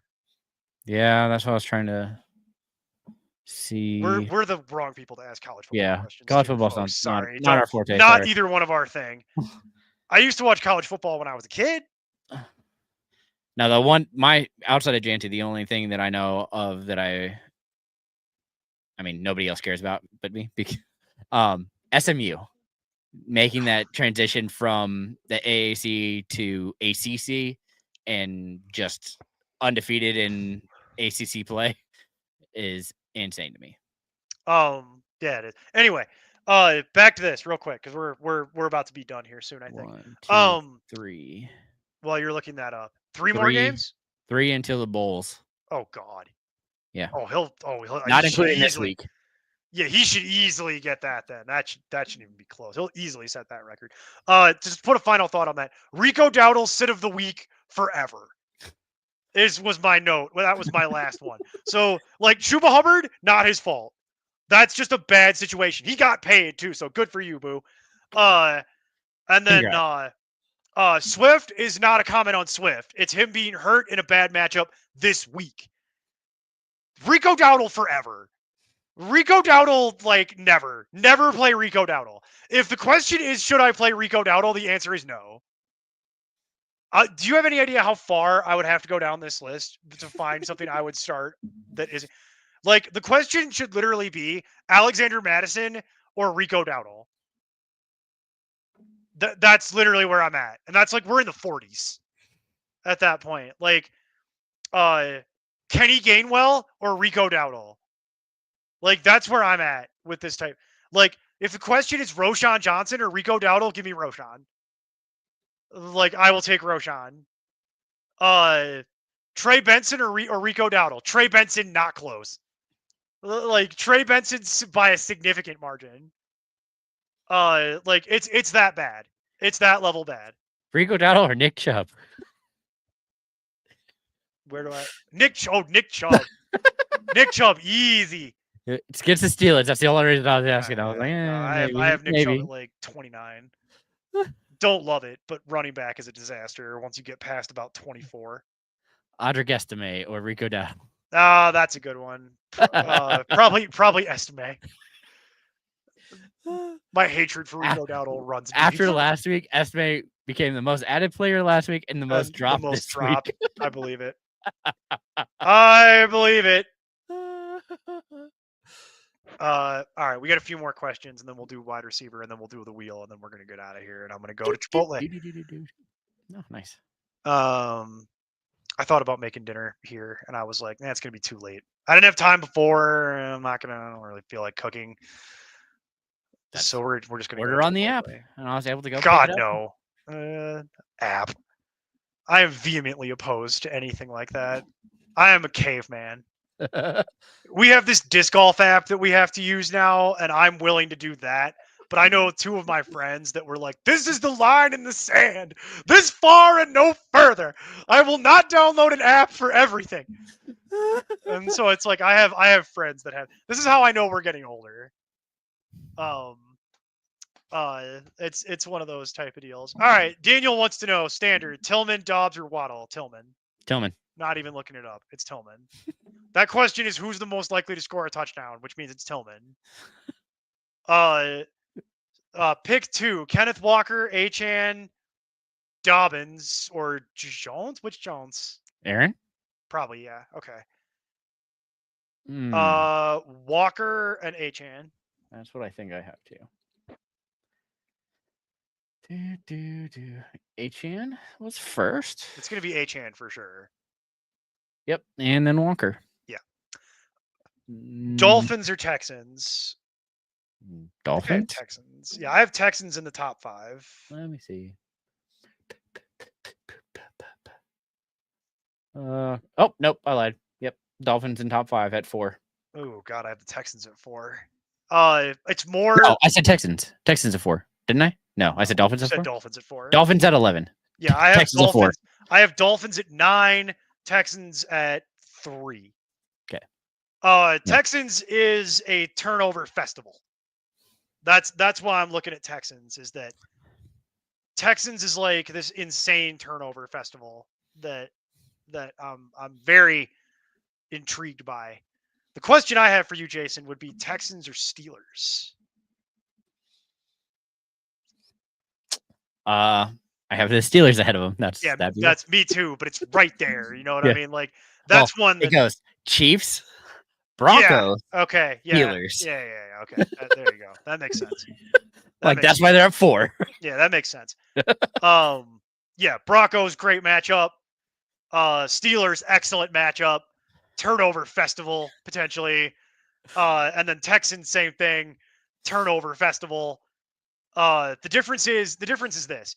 The Steelers defense is actually legitimately good, and the Texans defense isn't. The Texans defense there's a clear line right there. Yeah. The Texans defense isn't good. They just have a really good matchup. So there's a big difference. The Broncos defense is legitimately good. The Steelers defense is legitimately good. The Chiefs defense is not as good as those other two defenses, but they're good. Yeah. They have a good run defense. Yeah. When they don't let James Cook score twice. But they still kept him to under 100 yards. It was just infuriating. It was like, I'm like, of course, yeah. he's my sit, and what does he do? Score twice. He was Screw my sit. you, He James was my sit too. I was out loud and proud about that. Where it's like, I'm very nervous about this. He's gonna have to catch some sort of receiving touchdown. And then in the first quarter, he caught the receiving touchdown, and I was sitting there like, son of a, like, like it immediately happened. Like in the first quarter, I'm like, Yeah. son of a. I hate it so much. Yeah, and then I was watching the rest of that game, and he never got close to 100 yards, and I'm like, I was right. I was right about everything. I was right about everything. Damn it. And then he scored. Then he scored twice, and I'm like, of course he does. Why wouldn't you? Why wouldn't you? Stupid Chiefs defense. But the Chiefs defense is, last week notwithstanding, the Chiefs defense is pretty legit. The Texans defense is not that good. They just have had good matchups last week and this week. That's the real reality of the Texans situation, is that, like, watch when the Texans have to play real teams, their secondary is going to get torched. Yes. But I will say they do have Derek Barnett, who I like. Derek Barnett nearly sent Cooper Rush to the hospital on Monday night. That looked like it hurt. Oh, dang it. No, I can't remember. I don't think it's their defense. That Quentin Mitchell or Keon Mitchell? I'm trying to think. Yeah, I know. It's, yeah, Keon Mitchell, defensive rookie. He has just popped out of nowhere. I wasn't really paying attention, and then I went and watched a bunch of his tape. I was like, this kid is surprising me. But he's playing for the Eagles, like in the secondary. He's okay. Safety, maybe. Let me see. Cornerback. So yeah, but I was super impressed with him and his coverage. That's interesting. Well, they need all the help they can get because the Eagles secondary is bad. Legitimately, he's like bad. The reason they won their last game is he shut down whomever they were playing. Their secondary is legitimately terrible this year. Like it's really bad. It's not as bad as the Bengals, but that's a very high bar to be worse than the Bengals in the secondary. The Bengals secondary is the reason why they're losing. And every time I watch Joe Burrow, first of all, Joe Burrow with his current haircut looks like Ellen DeGeneres. And you can't unsee it once you see it. He looks exactly like Ellen DeGeneres. I called that out the last time I saw him. I'm like, oh my God, he literally has Ellen DeGeneres' haircut. And once you see it, you can't unsee that. It's just a permanent thing. And then their situation after that is their secondary is literally why they're losing. Like it's not Burrow. Like nothing is wrong with Joe Burrow. He's playing great. And then Chase Brown has been a welcome surprise. Jamar Chase is really, really good at football. And then I thought for sure the Chargers were going to lose that game. They should have lost that game. Here comes the Charger, and baby. They should have lost that game. And then the Bengals missed 2 field goals. And then it's like, I was saying the same thing. I was like, here comes the classic Chargers self-destruct. Here it comes. Score 27 points and lose. Like, the Bengals, baby. Yeah. And then it's like, that game was like what happens when, it's like that Batman quote, what happens when an unstoppable force meets an immovable object. It's like Chargers gonna Charger versus the Bungles. And the Bungles bungled harder than the Chargers gonna Charger. Because the Bungles had to miss 2 field goals to make that happen. It was incredible. Jason, nobody won that game. It was the question of like who. Will Dissly won a lot of people that game. Will Dissly won that game. That's correct. Will Dissly won. That's right. Will Dissly can have the win. And no one else. Dobbins. Yeah, Dobbins also probably should have slid down. He should have. If we're being completely honest here, like Dobbins probably should have slid down instead of running that ball in. All the fantasy people were thrilled, but in real football world, Dobbins probably should have slid. Like, when we got to the goal line and we're stuffed, I'm like, why do you have Edwards in there? And the next thing I see Dobbins, I'm like, Hassan, over the top, baby. Hassan Haskins. And I'm like, why is Hassan Haskins doing this? Like, because they had Hassan Haskins doing it the week before when you got to the goal line. And I'm like, this is some classic Harbaugh right here. Way overthinking it. And then they put Dobbins in and he just launched himself. And I'm like, well, that breaks works. it over without anybody. Yeah, he just launched himself from like the 3-yard line and got it. And I'm like, well, that was very effective. Why didn't you just do that? Like, yeah, reckless abandon. Yeah, exactly. Like playing for a contract, brah. Like, because yeah, Dobbins is literally playing for a contract. Like Hassan Haskins is like whatever. He's career special teamer. No one cares. Dobbins is like trying to not get bounced out of the NFL. And at this point, I would argue, I think he might have done enough already to get a contract next year. I don't know if he'll be resigning with us. He might. I was gonna say it might be you. Yeah. Like this could be a thing where they just going to be him, Javonte Williams, and CEH, baby. Let's go. We're going to get all the junk from around the league. They can't afford all 3 of those. Plus, then how will CEH play for Jacksonville? Just to complete the humiliation cycle. All right, Kyler or Baker? Oh, I forgot we had a question. Yeah. We went pretty far off track there. My bad. I have Kyler. Yes, I have Kyler against Seattle. What? Just barely. Yeah, I get this question because Baker has like the best matchup you can have. Yeah. But my concern is that they're winning so hard that game is over in the 3rd quarter. And then everybody goes and has nap time. Because I've seen Tommy DeVito play football. It's not the worst thing I've ever seen, but it's certainly not the best. What I'm more worried about as it relates to that is, does that kill the Giants that actually hadn't been killed? Well, I think it kills Neighbors. It hurts Neighbors the most, obviously, but does it kill Tyrone Tracy? No. It depends on if you check. I'm not sure if he's checking it down to him. Yeah, I don't know. That's going to be the one thing because he has Wandale and Theo. The one that that's the other one is like Wandale weirdly almost could benefit, but I don't know how they're going to run this offense. And the last time I saw him play little Tommy, last time I saw Tommy play football, I don't know if this is a slur. I don't think it is because there's an emoji for this. But like I can't. That's where you go with it. Well, it's not I'm not doing sure this is a slur. What do you want from me, man? I know plenty of slurs that I could do that are Italian American that that involve my hand and touching parts of my face. I know all of those. I could demonstrate them for you if you like. If we're gonna get what's the worst they could do? Demonetize us? There he goes. Sorry, Daniel, we got totally sidetracked. But on that note, it's gonna be Wandale. I promise I won't do a bunch of slurs. My lawyer has advised that I could come back as long as I don't do a bunch of slurs involving hand gestures. Still unclear on whether or not this is a slur. I don't think it is though. There's emojis for this. But Tommy, every time I see Tommy likes to run. So that's what concerns me is that Tommy likes to take off and run. And if you want to hear slurs, just look up Tommy DeVito's dad. There's some slurs for you. That man was on mic one time last year. I remember it. And then they immediately cut that mic. That mic got cut so hard that it was like, dude, bro, you can't say any of that. They're like, nothing you just said should have been aired. And that's when I was on the internet. And I was like, I will pay you good money for the Tommy DeVito dad mic that never goes on the actual television broadcast, but let me sign up for it. Let me sign up for that because that I'll probably learn some new swear words. That man seems like he knows some old swear words that I don't know. Like some stuff you'd have to Google. Sure. You'd have to Google what that means. You know what I mean? Like, I don't know what that means.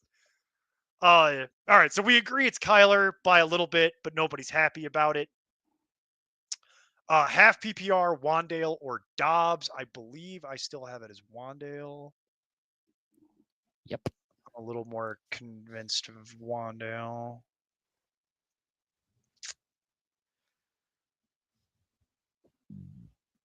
Yeah, Wandale by 1 spot. It's kind of the same thing at this point. It's what safety blanket do you prefer? Kyler or Knicks? That's actually a good question.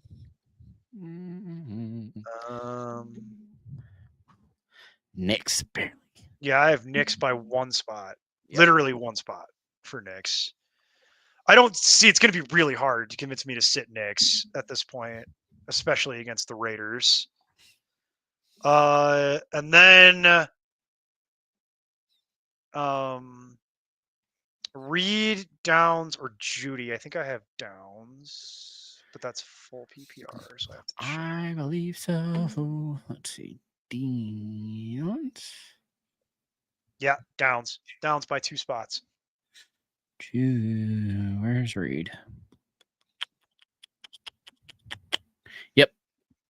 All right. Downs by 3 spots. Flowers, Downs, Dobbins, Connor. Pick 3. Pickens, Connor, Flowers. Picking Flowers, Connor. Connor's picking Flowers. Knew it'd get there. Made a full sentence out of it.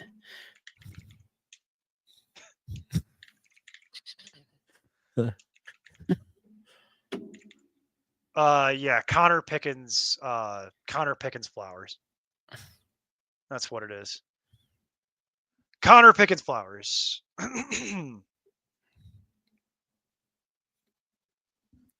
Oh, Caleb. Every time I see Williams at context, I always just like write Caleb. who Like is this? no one knows what Williams is. You got to write. You just write Caleb. I'm pretty sure. I'll tell you. Stroud? Yeah, I have Stroud, I think. Yep, Stroud and Stafford. Then Williams. Then DeVito. Yeah, just play Stroud. That has the lowest. That is the highest floor and the lowest ceiling. Is Stroud, is what that is. Would have been decent last week, and Nico's touchdown would have counted. Jerks. Yeah, well, ruined my bet. Nonsense. Yeah, that's what that's gonna be. Okay, half PPR. Set my lineup. 2, 4, 5, 6. Okay. Yeah. Tracy Williams. Yeah, it's definitely Kyron. Last week notwithstanding. Pickens. Then I get confused on my other. I'm just gonna do this as like all flex rankings. DK. Debo. Hang on, because you got to have 2 running backs, and there's only 3. Yeah, so I'm playing Tracy Williams.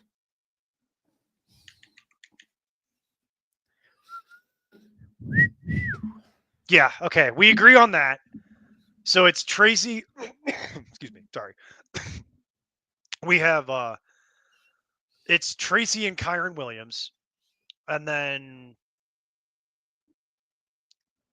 wide receiver. It's Pickens.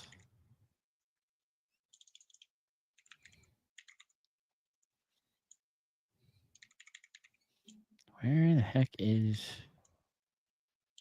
Okay. Yeah, it's going to be DK and Pickens for me. Yep. And then Hunter Henry is the tight end. Yep. I don't see how you could ever go back to playing Kraft after what he just did to you. And then it's a flex.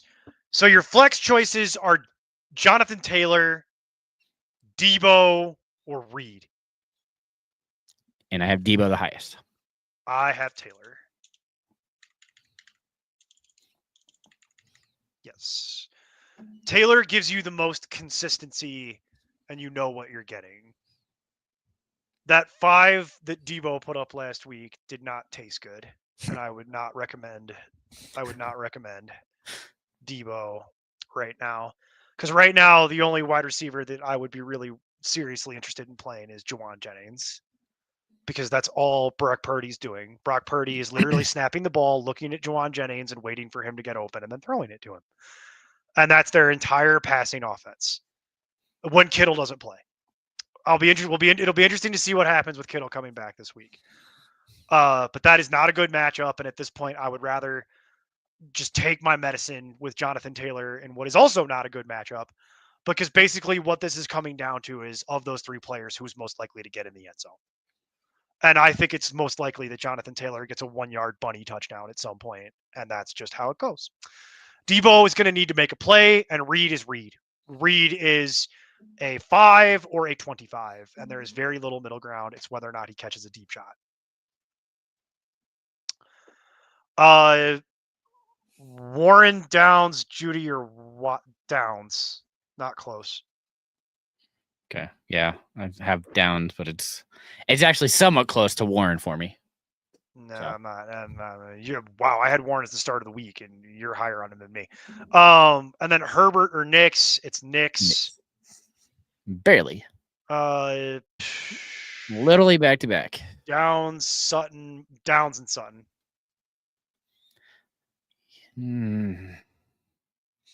Oh, it's down to Sutton. Sorry, I just remembered Surtain. Sorry.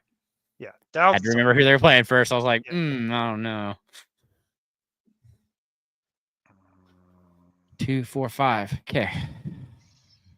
Kyron and Tracy again. Evans, Amon-Ra. Ooh. Hold on. Do it with running backs first. Kyron and Tracy first, right? Yep. And then it's Evans. Man, that's tough. It's Amon-Ra St. Brown is first, right? Like, no question. You just can't get away from him. Yeah, he's too good. And then it's Pickens.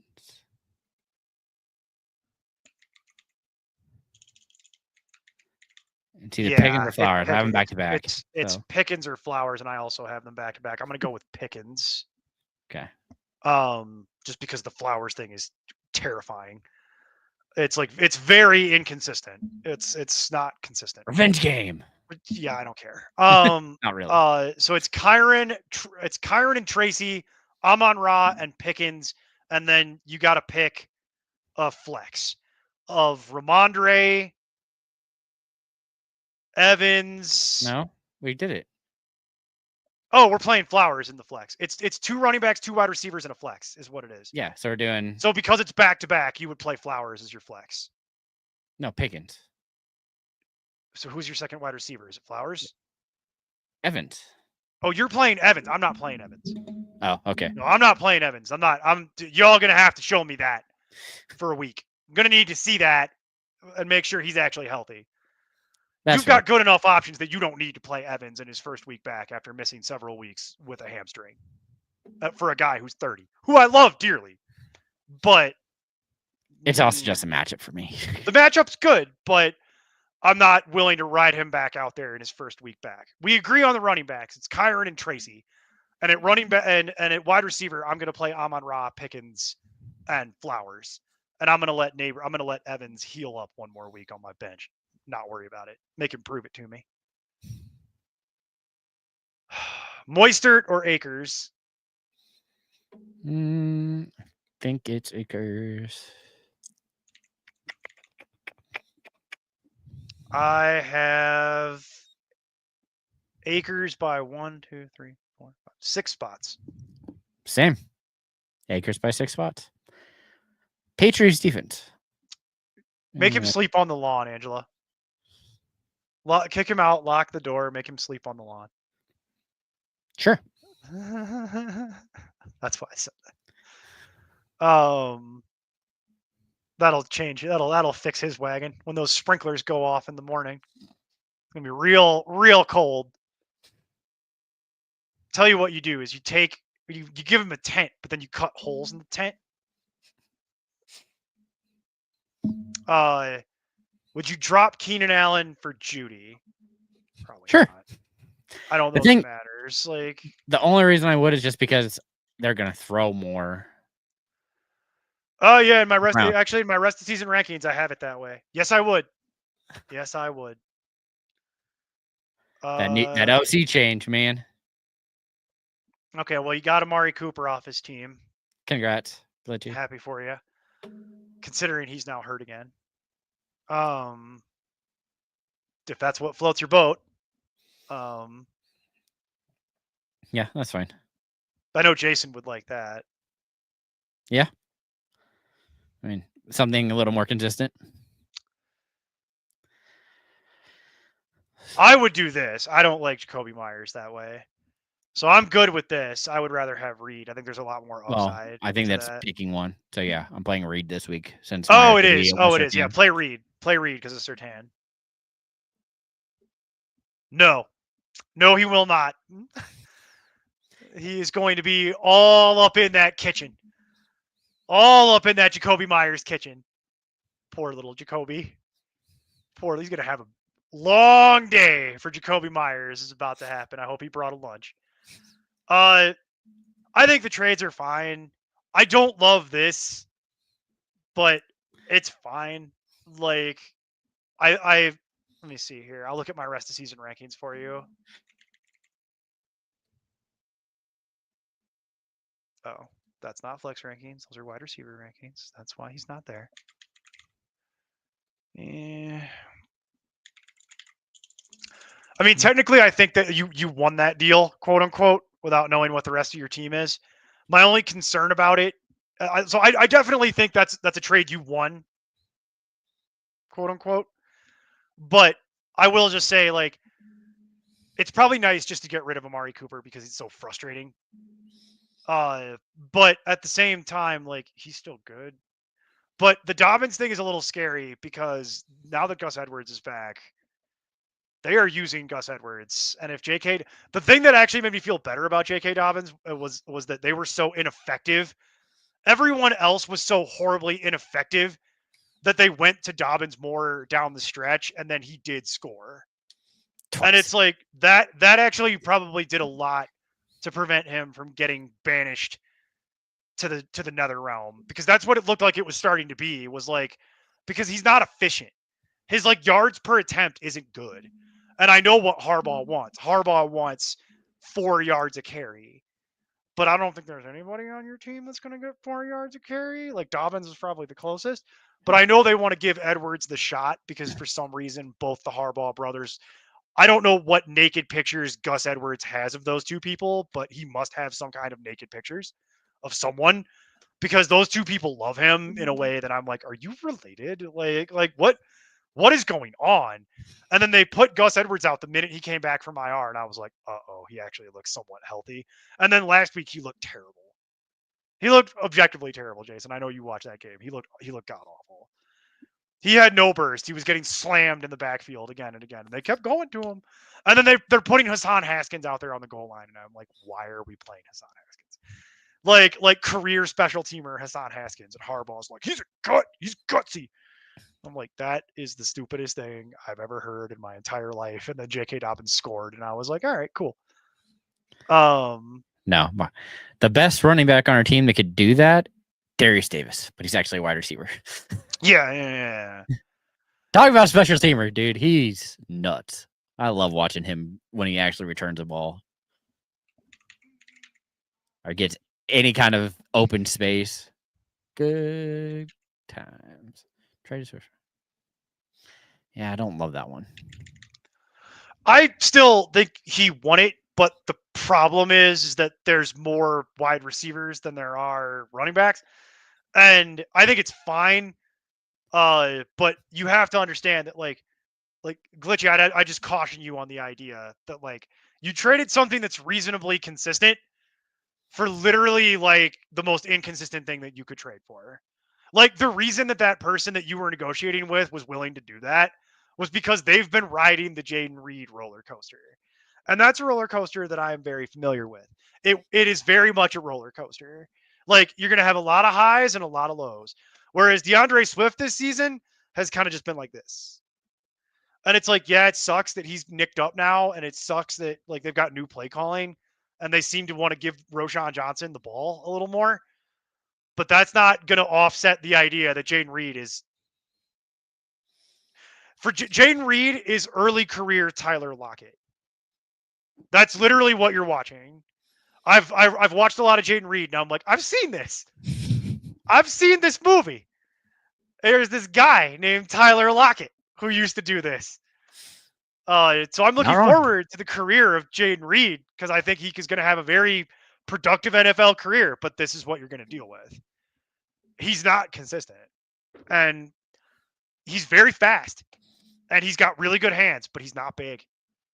And if he can't outrun you, he's not going to body up and get the ball.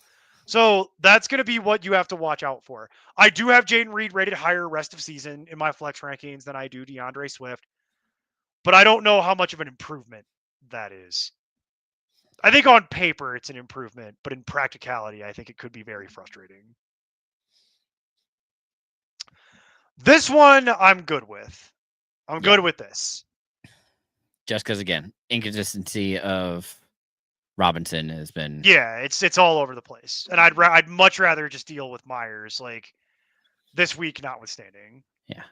Even this week, I mean, in their first matchup, he still hit double digits in PPR. I'm not saying he can't hit double digits. I'm just saying the odds that he's going to score. And that's the thing. Myers is like, you want this yeah, Myers is also very, very consistent. You know what you're getting. You're going to get 12, 13 fantasy points, and that's what you're getting. And literally. Like, unless he scores a touchdown, then you get that additional 7. Then you get it 18, 19, 20, like neighborhood of that. But it's the same thing. Like you know what you're getting. So it's nice. I've seen this one before. And that is what we think about your trades. And then we already answered this. You're going to play Jaden Reed this week. At least that's a BR recommendation. I'm going to play JSN. I agree. I don't see how you're going to not play JSN basically for the foreseeable future. Like, yeah, I think they. What did I do? What did I do? Yeah, did nothing. What did I say about what? Because you don't like what I said about J.K. Dobbins? That has nothing to do with J.K. Dobbins. That has nothing to do with J.K. Dobbins. Don't worry. Monday, I'm going to be all chargered out. We'll be good to go. And I'll cry more than likely that night, so it'll be fine. I'm glad that I'm not contractually obligated to watch that game. That's fine. I got a nice tent, nice sleeping bag. Yeah. You guys in your tents. It's all about the TP, baby. TP. You got to. You have to have the open top so you can have the fire inside.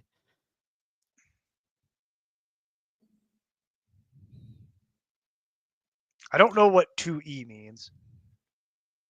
2B commanders? 2B, but even that contextually isn't great here.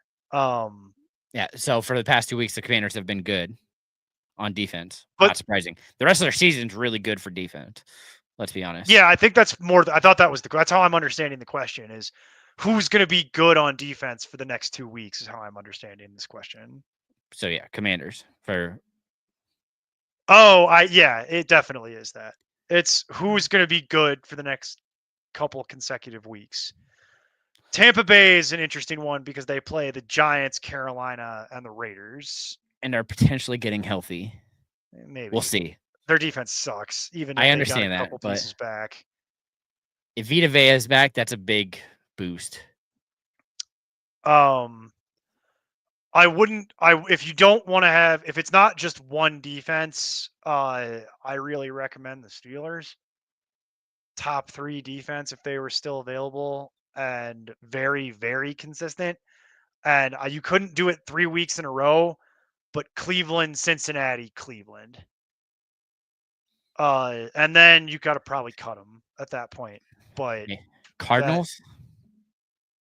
Because of the same thing? Seahawks, Vikings, Seahawks, Patriots, Panthers? Yes, that's not a bad one.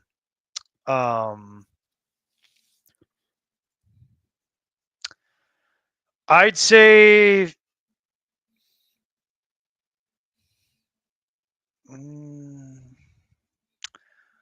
I recommend the Steelers, the Broncos. Steelers, Broncos. No, I don't want that. Texans.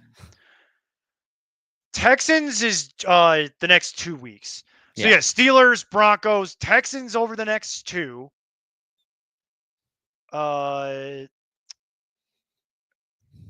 then I actually think at that point I might be willing to entertain the Bucs, knowing that their defense is terrible. Yeah, but I'm also fine rolling out the Commanders the next 2 weeks. Yeah, I'd be fine rolling out the Commanders the next 2 weeks too. So. Oh, I see why she's upset. Okay, I see why I'm being told what I'm being told. Because I've got the sit of the week. Myers is also not high on my list, and then Dobbins. Okay, I see. Dobbins. What you're really hoping is that Gus does all the hard work, and then Dobbins comes in the goal line. I think you'll be fine. I mean, like Purdy. It's not like I think Purdy is like not gonna do anything. You know what I mean? And then Myers has a bad matchup, but that doesn't, as Jason pointed out, that didn't stop him from getting double digits the last time he had this exact same matchup, so it's probably fine. And then Dobbins, it's not really Dobbins' fault. It's more the Chargers are not committing to a running back. They want them all to be healthy for playoffs. Yeah, so Sorry, I couldn't do it. I tried, man. They are probably going to go to the playoffs. I know, but we're going to lose that first game. Oh, yeah, that's what I mean. Like, you're going to get to those playoffs. You're going to get your pants pulled down and spanked in front of a national television audience is what's going to happen. That's more than likely how that movie that's what's going to happen Monday, so I'm not worried. Oh, that too. Yeah, that's also going to happen on Monday. Yeah, the Ravens are going to pull your pants down and spank you in front of everyone. Like, it's going to be bad. It's going to be real. It's going to be embarrassing. How embarrassing. Okay. I see why I'm being told what I'm being told. I'm not overly worried about it. I think you'll be fine. The issue is that, like, they just need to commit to Dobbins. I wish they would just do that. And after, hey, like, they went away from him and then they went back to him and he paid him off. So maybe he's earned a little bit more of a leash. Purdy or Knicks? I have Knicks. Yeah, we both have Knicks. It's not close. It's Commanders or Bucks is his question for the next couple. Yeah, me too. Commanders. Mostly I want to see the Bucks. Yeah, exactly. Like, defense. Bucks have a good schedule, but the Bucks have failed categorically to play defense for a hot minute. They're going to need to prove to me that they can actually have a secondary. Whereas the Commanders are bad, but they can mostly handle. They can mostly hang. I thought that number was going to be a lot worse. Sorry. What number? The spread for the Monday night game. Baltimore -3. Yeah, I'm keeping Otten. I'm not cutting Otten. Yeah, no, that's not happening. What happens when one more person gets hurt on Tampa again? You know what I mean? Like, it's just, even with Evans coming back, I'm still not cutting Otten. Otten's too involved. Oh Lord, I don't know that I would do that. I don't normally recommend keeping a defense through the bye, but that might be the best defense the rest of the season. I don't know, man. No, you got to cut them. Bengals and Chiefs. You got to cut them. You can't keep two defenses. It's not. I would really want them for the game right after the bye versus the Colts, but after that 16, 17, 18 is just sliding pretty hard against Bucks, Lions, Bears this week. I think I had Lions the highest. Yeah, I have the Lions 2 spots ahead of the Commanders. I have it rated Bucks. No, sorry. Lions? Start that over. I have Lions, Bucks, Commanders, Bears. Oh. Yeah. Okay, yeah. I have Lions, Commanders, Bucks, Bears. Yeah. And if I didn't want to, but to be honest with you, if I just didn't want to waste the waiver claim or spend the fab, I would be more than willing to just run out the Commanders against Dallas. More than willing to do it. Yeah. I did that with Houston last week, and Houston's not a good defense, and it was great. Anybody against Dallas at this point, don't really care who it is worth it.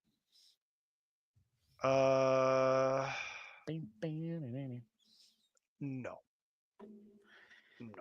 If you must, there's a lot of other options, but yeah. You would need to be coming down pretty far for me to get to that. I am not interested in Schoonmaker. I have Schoonmaker at 32, and I have Ferguson at 31. What I'm telling you is I don't want any of the tight ends on Dallas. I'm just waiting for it to be Trey Lance. Can it be Trey Lance, please? And thank you. That would be great. There's many people I would play over the Dallas tight end at this point. Dak ain't coming back through that door.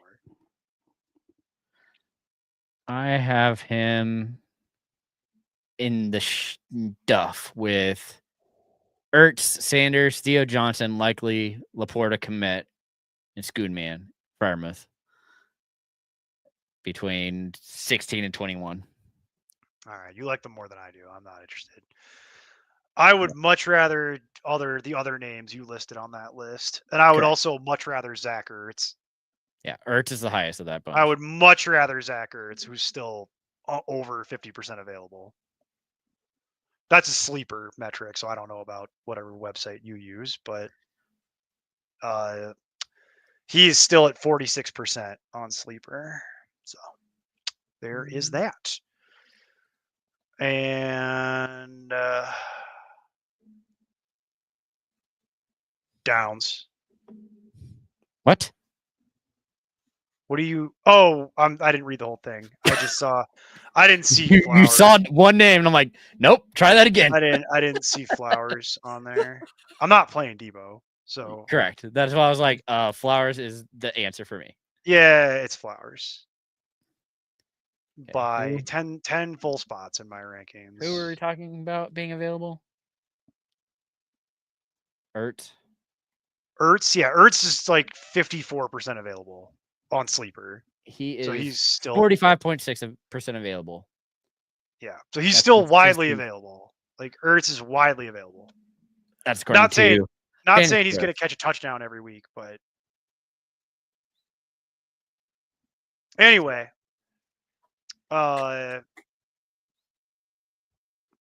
is 33% available on Yahoo, and 57.6% rostered in ESPN. Why is Yahoo the one that's the most correct? That doesn't make any sense. Like, because he should be at about 33% available in most leagues. He should be rostered.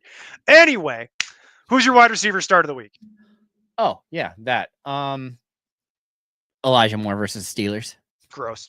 I know it is, but with both Judy and Tillman kind of taking away targets, Moore's right in the middle. I don't expect the Steelers to be planning to stop him. I think they're going to look at those two wide receivers who recently produced bigger games, and the fact that since Winston's taken over, only had one game below 10 fantasy points and 2 games above 16 fantasy points. So could do worse. And for me, it's Demario Douglas, who is a target monster. So in PPR, in a game where I'm expecting them to be losing and having to throw against the secondary that is it's good, but it's not great. Douglas had 10 fantasy points last week pretty easily, and he should have had a bigger game. So for me, it's Douglas. Doesn't change my answer to that question from earlier, by the way, because there are better choices. But the point of this game is that it's the start of the week because I've got Douglas at 40. And what I'm saying is, like, Douglas normally would be lower than 40. And also, if you're looking at somebody outside the top 36 that will finish inside the top 36, it's probably Douglas. That's where it'll wind up. Because all he has to do is catch 5 passes, which I think he very easily could do. That'll get you to 10 points, more than likely. You're pretty much there. So Douglas is a pretty good choice this week if you're looking for somebody who's like off the page. And who's your sit of the week? Jalen Waddle versus Patriots. Honestly, at this point, I'm trying to jinx him. Is it Jalen Waddle every week? It's like my Rico Dowdle thing. Until he does something. It's just Jalen Waddle always. But his only double digit was week 1. I mean, theoretically, Gonzalez will be all over Hill, but who knows? And then Jonnu Smith has been just massive for this team. And that's the big one. Jonnu Smith is really helping them out in a very real way. So it's to a safety blanket at this point, and he's not letting go of him. So I just expect Jonnu to continue to have better weeks than Waddle and continue to produce. So that being said, Waddle gets dumped down the page behind Hill and Achan and now Smith. And for me, it's Jerry Jeudy, who has done jack crap all year and Except for caught an last week. 80-yard touchdown. That was one of the flukiest things I've ever seen because the safety literally was not where he needed to be. Shouldn't have scored, did score, and then they gave him 11 targets for his trouble. Don't count on that every week, and don't count on it this week. So yeah, Jerry Jeudy, absolutely not, never Jerry Jeudy. If you're trying to hold something for the next 2 weeks because you don't want to have to make a claim. What? I hate that I have to expand this to see. I still like the Lions. Commanders. Because Commanders get Tennessee next week, and that's not about Tennessee not being able to move the ball. It's about how much they turn the ball over and how many sacks they give up. So you got Dallas and then Tennessee, and if we're picking across a 2-week period, then I roll the Commanders. Colts and Bears. Yeah.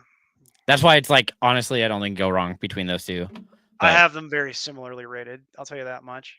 For me, I give the Commanders by like this much because that Dallas game is what swings it for me. Well, honestly, it's just the Commanders' rest of the season, even like after the bye, even. I get Saints, Eagles are better, but then you have the unpredictable Falcons and then Dallas again. Oh, Dr. Squatch, you've showed up at a bad time, sir, because we are getting ready to be done. So ask your questions, get your questions in, because Jason and I are running out of gas pretty hard here, and this show has been going for 2 hours, and we are about to do the wheel of tight ends. So while we do the wheel, get your questions in before we get done, because once the wheel is over, Jason and I are going to say bye-bye. So you have been appropriately warned. Bear with me while I pull up. And for the 3 people watching, next week, different time, different place. Well, next week it's the same time, same place, but it's on Tuesday. Oh, okay. We're going to be doing the same time, same thing, but it will be on Tuesday because of the holiday. So the schedule has had to be amended. Jason will be doing his show on Monday, the way that he always does for the waiver wire. Jason and I will be doing this show on Tuesday because of the holiday on Thursday. And I'm sorry if you're from Canada. Too bad. You don't get the break. You already had your holiday. Yeah. So we are doing an abbreviated schedule. Monday is the waiver wire show. Tuesday is this show. And then Wednesday, Mason and Vishal are going to do Locked In. And then there is no show on Thursday. Enjoy your holiday. If you have questions, ask them in the Discord. We will make sure they get answered before the game. And then Friday, there is also no show. Enjoy the holiday. Go shopping. Stimulate the economy. Spend money, but only if you have it. Please don't go put money on credit cards for the holidays. I cringe when I see people doing that. Don't do that. I do it, but I do it for the points, and then I pay it off. Sure, but if you're going to pay it off, that's different than like running up a balance that you know you can't pay. That's what I mean. Those credit card interest rates are nuts. Yeah, it's not sustainable. You'll never get out from under people. that. Rather get a loan than have a credit exactly. card. I'd rather get a personal loan, for real, if I had to do that. But to be honest with you, spend money within your means. Don't spend money on Christmas that you don't have, and you're going to end up putting it on interest. And don't, for the love of God, don't do that financing thing that I see those companies that exist now where you finance stuff and then pay it off in small. That is a scam. Do not do that. Is a scam. Do not do that. If I would rather you make gifts for people than, like, I'm not even kidding. Like that I'd rather that than spending money on crap that you don't have. Like, don't do that. That is not a good plan.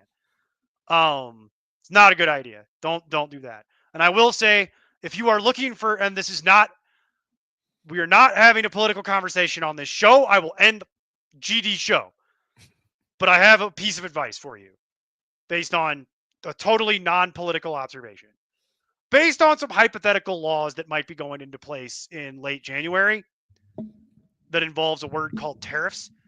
If you need electronics, I will just point out to you that you should buy those electronics now, as in like the end of this year, Black Friday, Christmas, and get that done and not wait into next year to buy updated electronics. That includes like washer, dryer, refrigerator, Yes. Anything that is an all the big stuff. washer, dryer, refrigerators, cars, shavers, cell phones, computers, laptops, anything like that. You should really look at buying that stuff between now and the end of the year. And I refuse to get into the political conversation that drives the reason why I'm saying that to you. But you should really seriously do that. I can tell you right now, I'm looking at buying a new cell phone for myself this holiday season. I'm also looking at buying a new solid state drive for my old computer, because rather than get rid of my old computer, I'm actually going to do some maintenance on it and put it away in the event that, God forbid, something happens to this, which is only a year and a half old. We can go to the closet. That's the problem with my old computer, Jason, is the hard drive's dying. That's why there were so many issues with it. So I just buy a new hard drive. Simple. So I'm going to buy a solid state drive, and then great, fix the old computer, put more RAM in it, done. And then my old cell phone. Normally, I would sell my old cell phone or get rid of it. No, I'm just going to put it back in the desk. Just power it off, take the SIM card out of it, put it back in the desk, and that way, if something happens to the new phone, well, we can just put the SIM card in the old phone, and we can use that for a little while until it dies. Because it's not dead. Like, my phone's not dead. It's just old. So that's the situation that I'm in. So it's like I'm doing certain things like that, and I would really recommend, if you have the means and you're not going to put yourself into debt, do it. Do not put that on a credit card you can't pay off, to follow that piece of advice. But I would seriously consider, if you need a new car, maybe do some holiday shopping. If you need a new computer, now's the time. If you need a new phone, now's the time. Washer dryer is a good one, Jason. Any kind of electronic thing that you might need, should seriously consider pulling the trigger on that. And I am absolutely not getting into the underpinnings of why I'm saying that. Just understand that that's a good idea. I myself will be doing some holiday shopping this year, and normally I don't do that. Normally I don't really get into that. This year, I think we're going to do a little bit of shopping. Yeah, I spent way too much money this year getting things updated. Yeah, you got a new car. Yeah, HVAC. Yeah, that's a good one. Yeah, that sucked. Yeah, I'm sure. I waited until it was cold because I'm like, we're going to do both. Because the AC is the more expensive part of that. The HV, not so much. Yeah, you don't want to be paying for replacement AC when everybody else is in the summertime, because then they jack the prices up on you because it's supply and demand, and because it's F you pay me. Yep. It's a combination of supply and demand and F you pay me. I can be cold. I cannot. Right. I can be cold and put on jackets, and that's a different thing. Whereas like sweating to death in your own house is much worse. I can't take off my skin. I would if I could. There are times. And with that happy thought. Spin the wheel, place a bet. It's time again for Tight and Roulette. Presented by Ballpark Franks. They plump when you cook them. If concept is in no way affiliated with Mark or Ballpark Franks.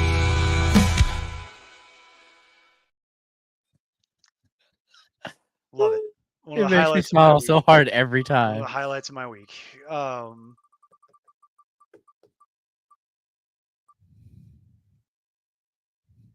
not interested, but Jason might be. So Chiefs actually are really bad against tight ends. Like, they're the best matchup for tight ends this year. So it's interesting. What bothers me is Thielen and Leggett and Coker all potentially playing and being healthy, and seeing what Bryce Young decides to do with those three. So you're really hoping he gets in the end zone, which he could do, but it's going to be garbage time. Yeah, I'm not interested in this. There are other names I like a lot more than this. Yeah, I was just looking at the wheel, so I was like, that's one of the ones I actually like on here. So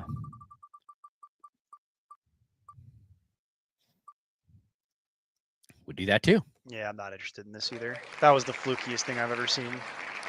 It's like, you love it. No, I was a year early. My bad. You were 2 years early. You were 2 years early. I've been like 4 years early, because the second they drafted him, I'm like, oh, this kid's gonna be good. but Yeah. Kelsey's still there. I have Gray at 23. I have Sanders at 19. Of the two, I would rather have Sanders, but I'm not interested in either. And that Noah Gray thing was one of the, or Gary Noah, as he's known on this show, is that's one of the flukiest things I've ever seen in my entire life, that he managed to catch 2 touchdowns. If you're counting on that again, you're going to be sad. You're going to be very sad. Where do you have him, Jason? I haven't, like I said, 23. He's way outside of any kind of startable range for me.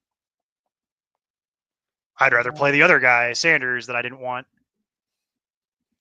I have him back to back at 15 and 16. Good Lord. You're way more bullish on that than me. Well, I just could see him scoring, so that's part of the reason he's in there. Isaiah Likely. Yet another name I'm not interested in. Yeah. No, thank you. Can just be Baltimore tight end. Yeah. No, thank you. Not a fan. I do have Likely above Andrews, but I got it Cole Kmet at 18. If I was desperate, I might consider it, because they're going to him more now that they've fired the play caller that hated Cole Kmet. But you can't bench count on Everett. Yeah, but you can't count on this. Yeah, no. This is not something I would count on. I would do this if I was absolutely desperate.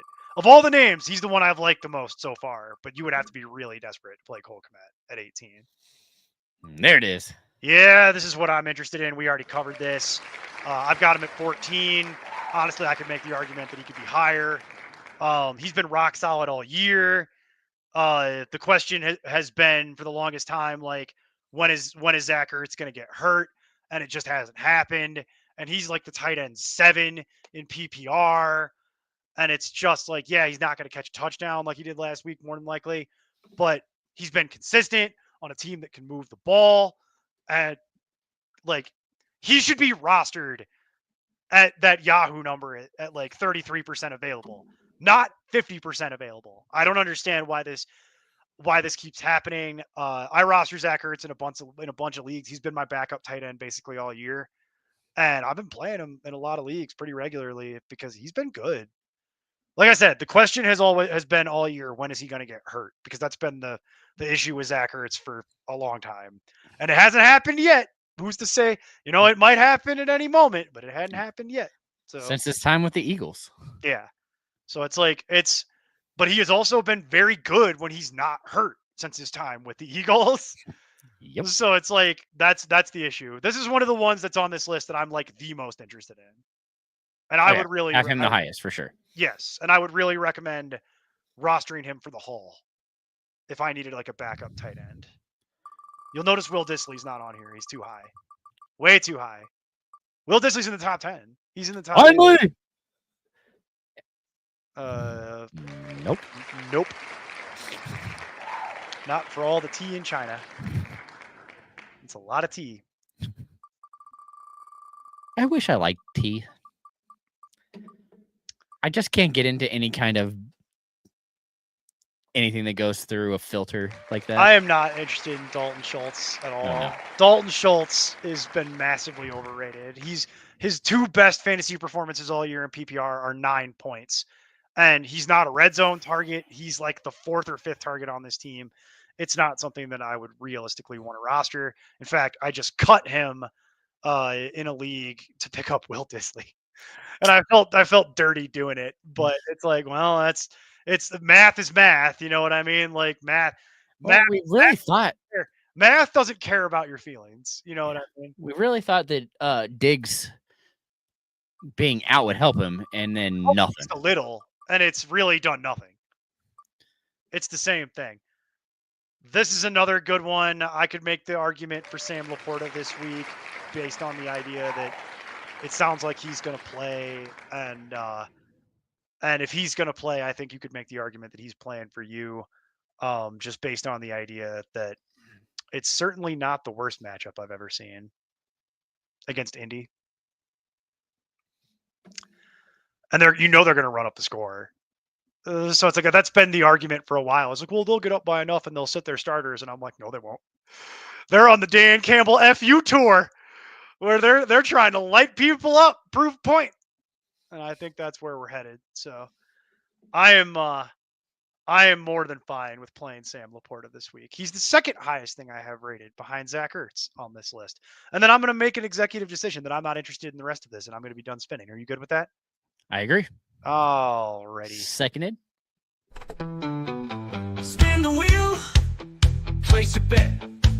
It's time again for tight and roulette. Presented by Ballpark Franks.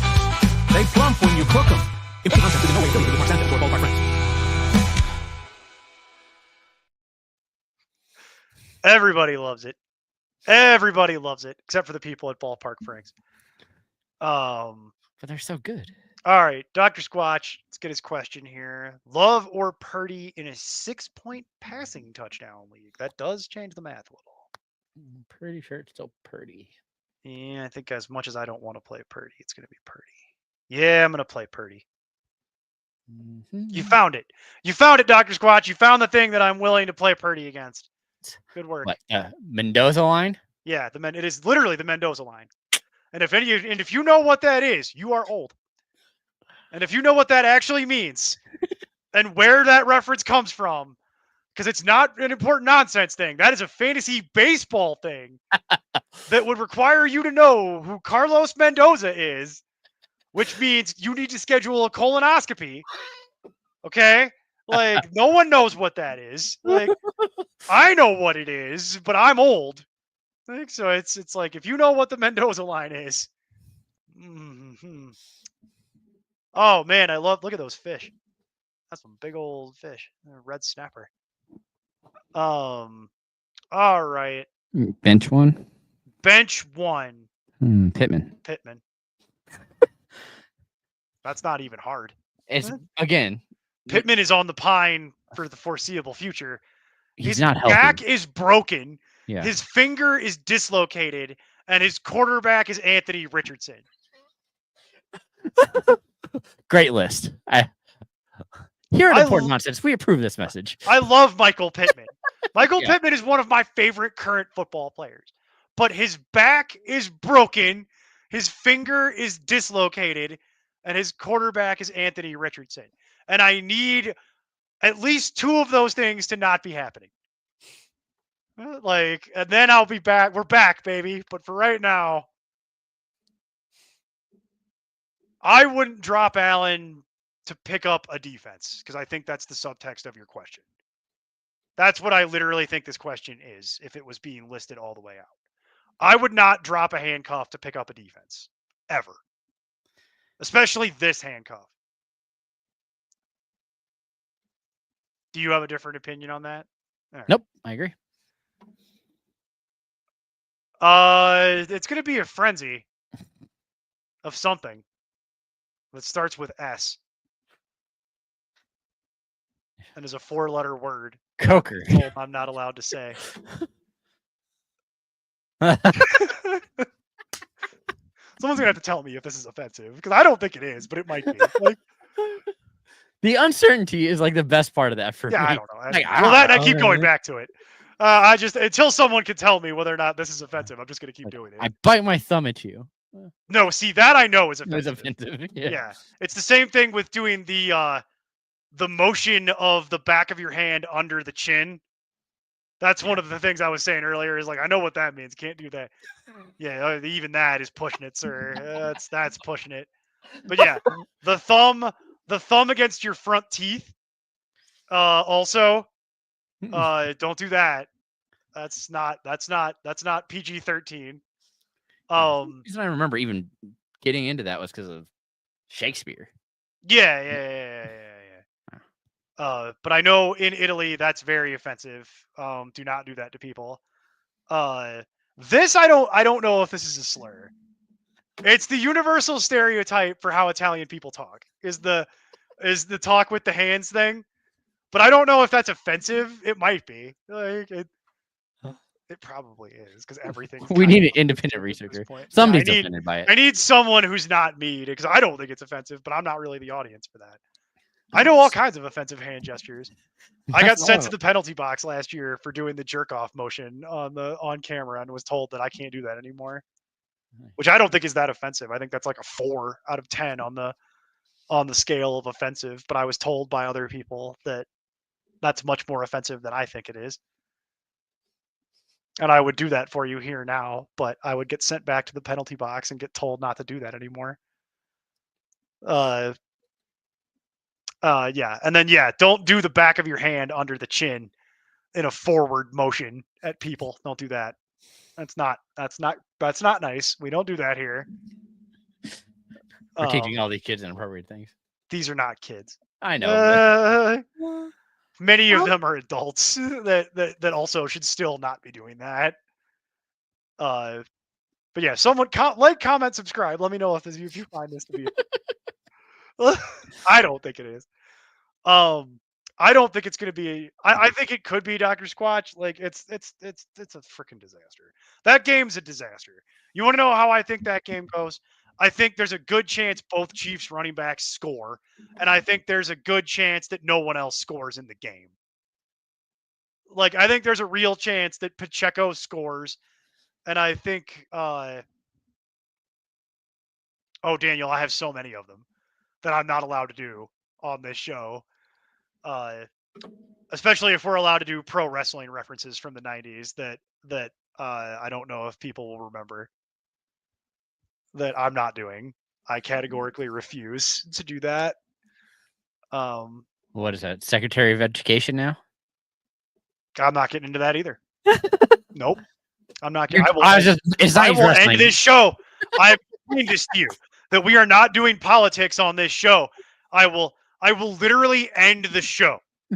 The minute politics starts happening in an open forum here, I'm done. The show's over. Like I will literally thank everyone for their time and end the show, and we may or may not be back. Or Jason will be back by himself and he can do whatever he wants, but I ain't coming back. I'm not doing politics on this show. We are not doing that. I'm not. I will ban people for it. I'm not kidding. Like, this show. And yes, this is literally what I was referring to. I remember people getting suspended in school for doing that once the school figured out what it was. Yeah. The school eventually figured that out, and then I started seeing people get suspended for doing that. I remember that. That's the one that sticks in my mind because that's the wrestling one that I remember that I was like, yeah, you can't be doing that. That's not appropriate. Generation X. So yes, I believe that is all of the questions. And then as a gentle reminder, we are on Tuesday next week. Normally we do not do this. We just try to do the show on Wednesday, but because of the way the holiday is working, being the end of the month and on a Thursday and Friday, it's always Thursday and Friday, obviously, but because it's literally the last week of the month this time around, and that's the way the calendar is working, and not the second to last week of the month, and it's literally like, I don't know, don't ask me. I just read the calendar. I don't make it. It has made it to the point where they can't do the show on Friday because people are traveling. So we are graciously giving up our spot and doing this on Tuesday so that the Locked In crew can do theirs on Wednesday. And then, like I said, no Thursday show because people are traveling. Enjoy the holiday, eat lots of turkey, have a good time, try not to kill your family. And then on Friday, go do lots of shopping, support the economy. Just don't spend money you don't have and put it on credit cards that you're not going to pay off, and don't pay interest. And like I said, totally non-political observation. If you're in the market for electronics and can afford them, you should buy them now. For reasons that I am not going to elaborate on, but you should very much do that now. Speaking as a person that knows a lot about that topic, that watches not politics. Economic trends. No, not that, but more a guy who literally knows a lot about electronics, like a guy whose job it is outside of this sphere, for reasons that I'm not going to go into either. I know a lot about electronics, and I would tell you, buy your electronics now if you're in the market for them, and if you're shopping for a car, maybe treat yourself to that for the holidays if you can afford it. Like, I am literally thinking about going car shopping this weekend. Oh, whatever. You're sticking with your Forester? No, I don't have a Forester. I have a 2016 Subaru Legacy 3.6R. That's what it was. So it's the old Legacy. It's an older Legacy, but it has the engine from the Outback in it. Yeah. So it's got a naturally aspirated V6. I love that car. Here's my problem, Jason. I've lived at my home for the last year and a half, and that vehicle, when it's in the garage, I have 3 inches on either side. So it It's is. not going to get better. Well, no, it will when you get a smaller car. Mm, You buy not a smaller going- car. You're not getting a smaller car, so I don't Yes, believe that. That's what I was planning on doing, was getting a smaller vehicle. To what? I'll talk to you about that offline. Okay. I'll talk to Nobody you about cares that about cars. Sorry. Yeah, no one Different show. is interested. No one is interested in that conversation, unless they have a car that they are willing to sell. But I have some very specific requirements, and I don't know that this is going Has to to be have all-wheel or four-wheel drive. Not necessarily. It's more Front wheel. the fitting in the garage. Also, where I live, Jason, they pile the snow in a place that's kind of like not convenient for me to get my car out all the time. So that's the other issue I'm dealing with, is like this current vehicle, in addition to like being very painted into that garage. Let me tell you, trying to get it out of there when the snow is piled up is like, am I actually getting this car out? I don't know. It's a bit of a crapshoot, is what I've learned. So if I'm going to live here, we have to make that decision at a Back certain. in. That's not as easy as it sounds. Full-fledged forward. Yeah, it's more like cut the wall down. Anyway, I'm Neil. That's Jason, and have a happy Thanksgiving. We'll catch up with you on Tuesday, and until then, well, I'm sorry, we'll catch up I'll with be back you. Sunday. Jason will be back on. No, you'll be here tomorrow. Oh, Pittsburgh, today's Cleveland. Wednesday. Oh my god. Yeah. Jason will see you tomorrow for Pittsburgh, Yes. Cleveland. We will see you together on Sunday, and then we will see you on Tuesday. So until then, keep up the nonsense and have a good evening. This has been a long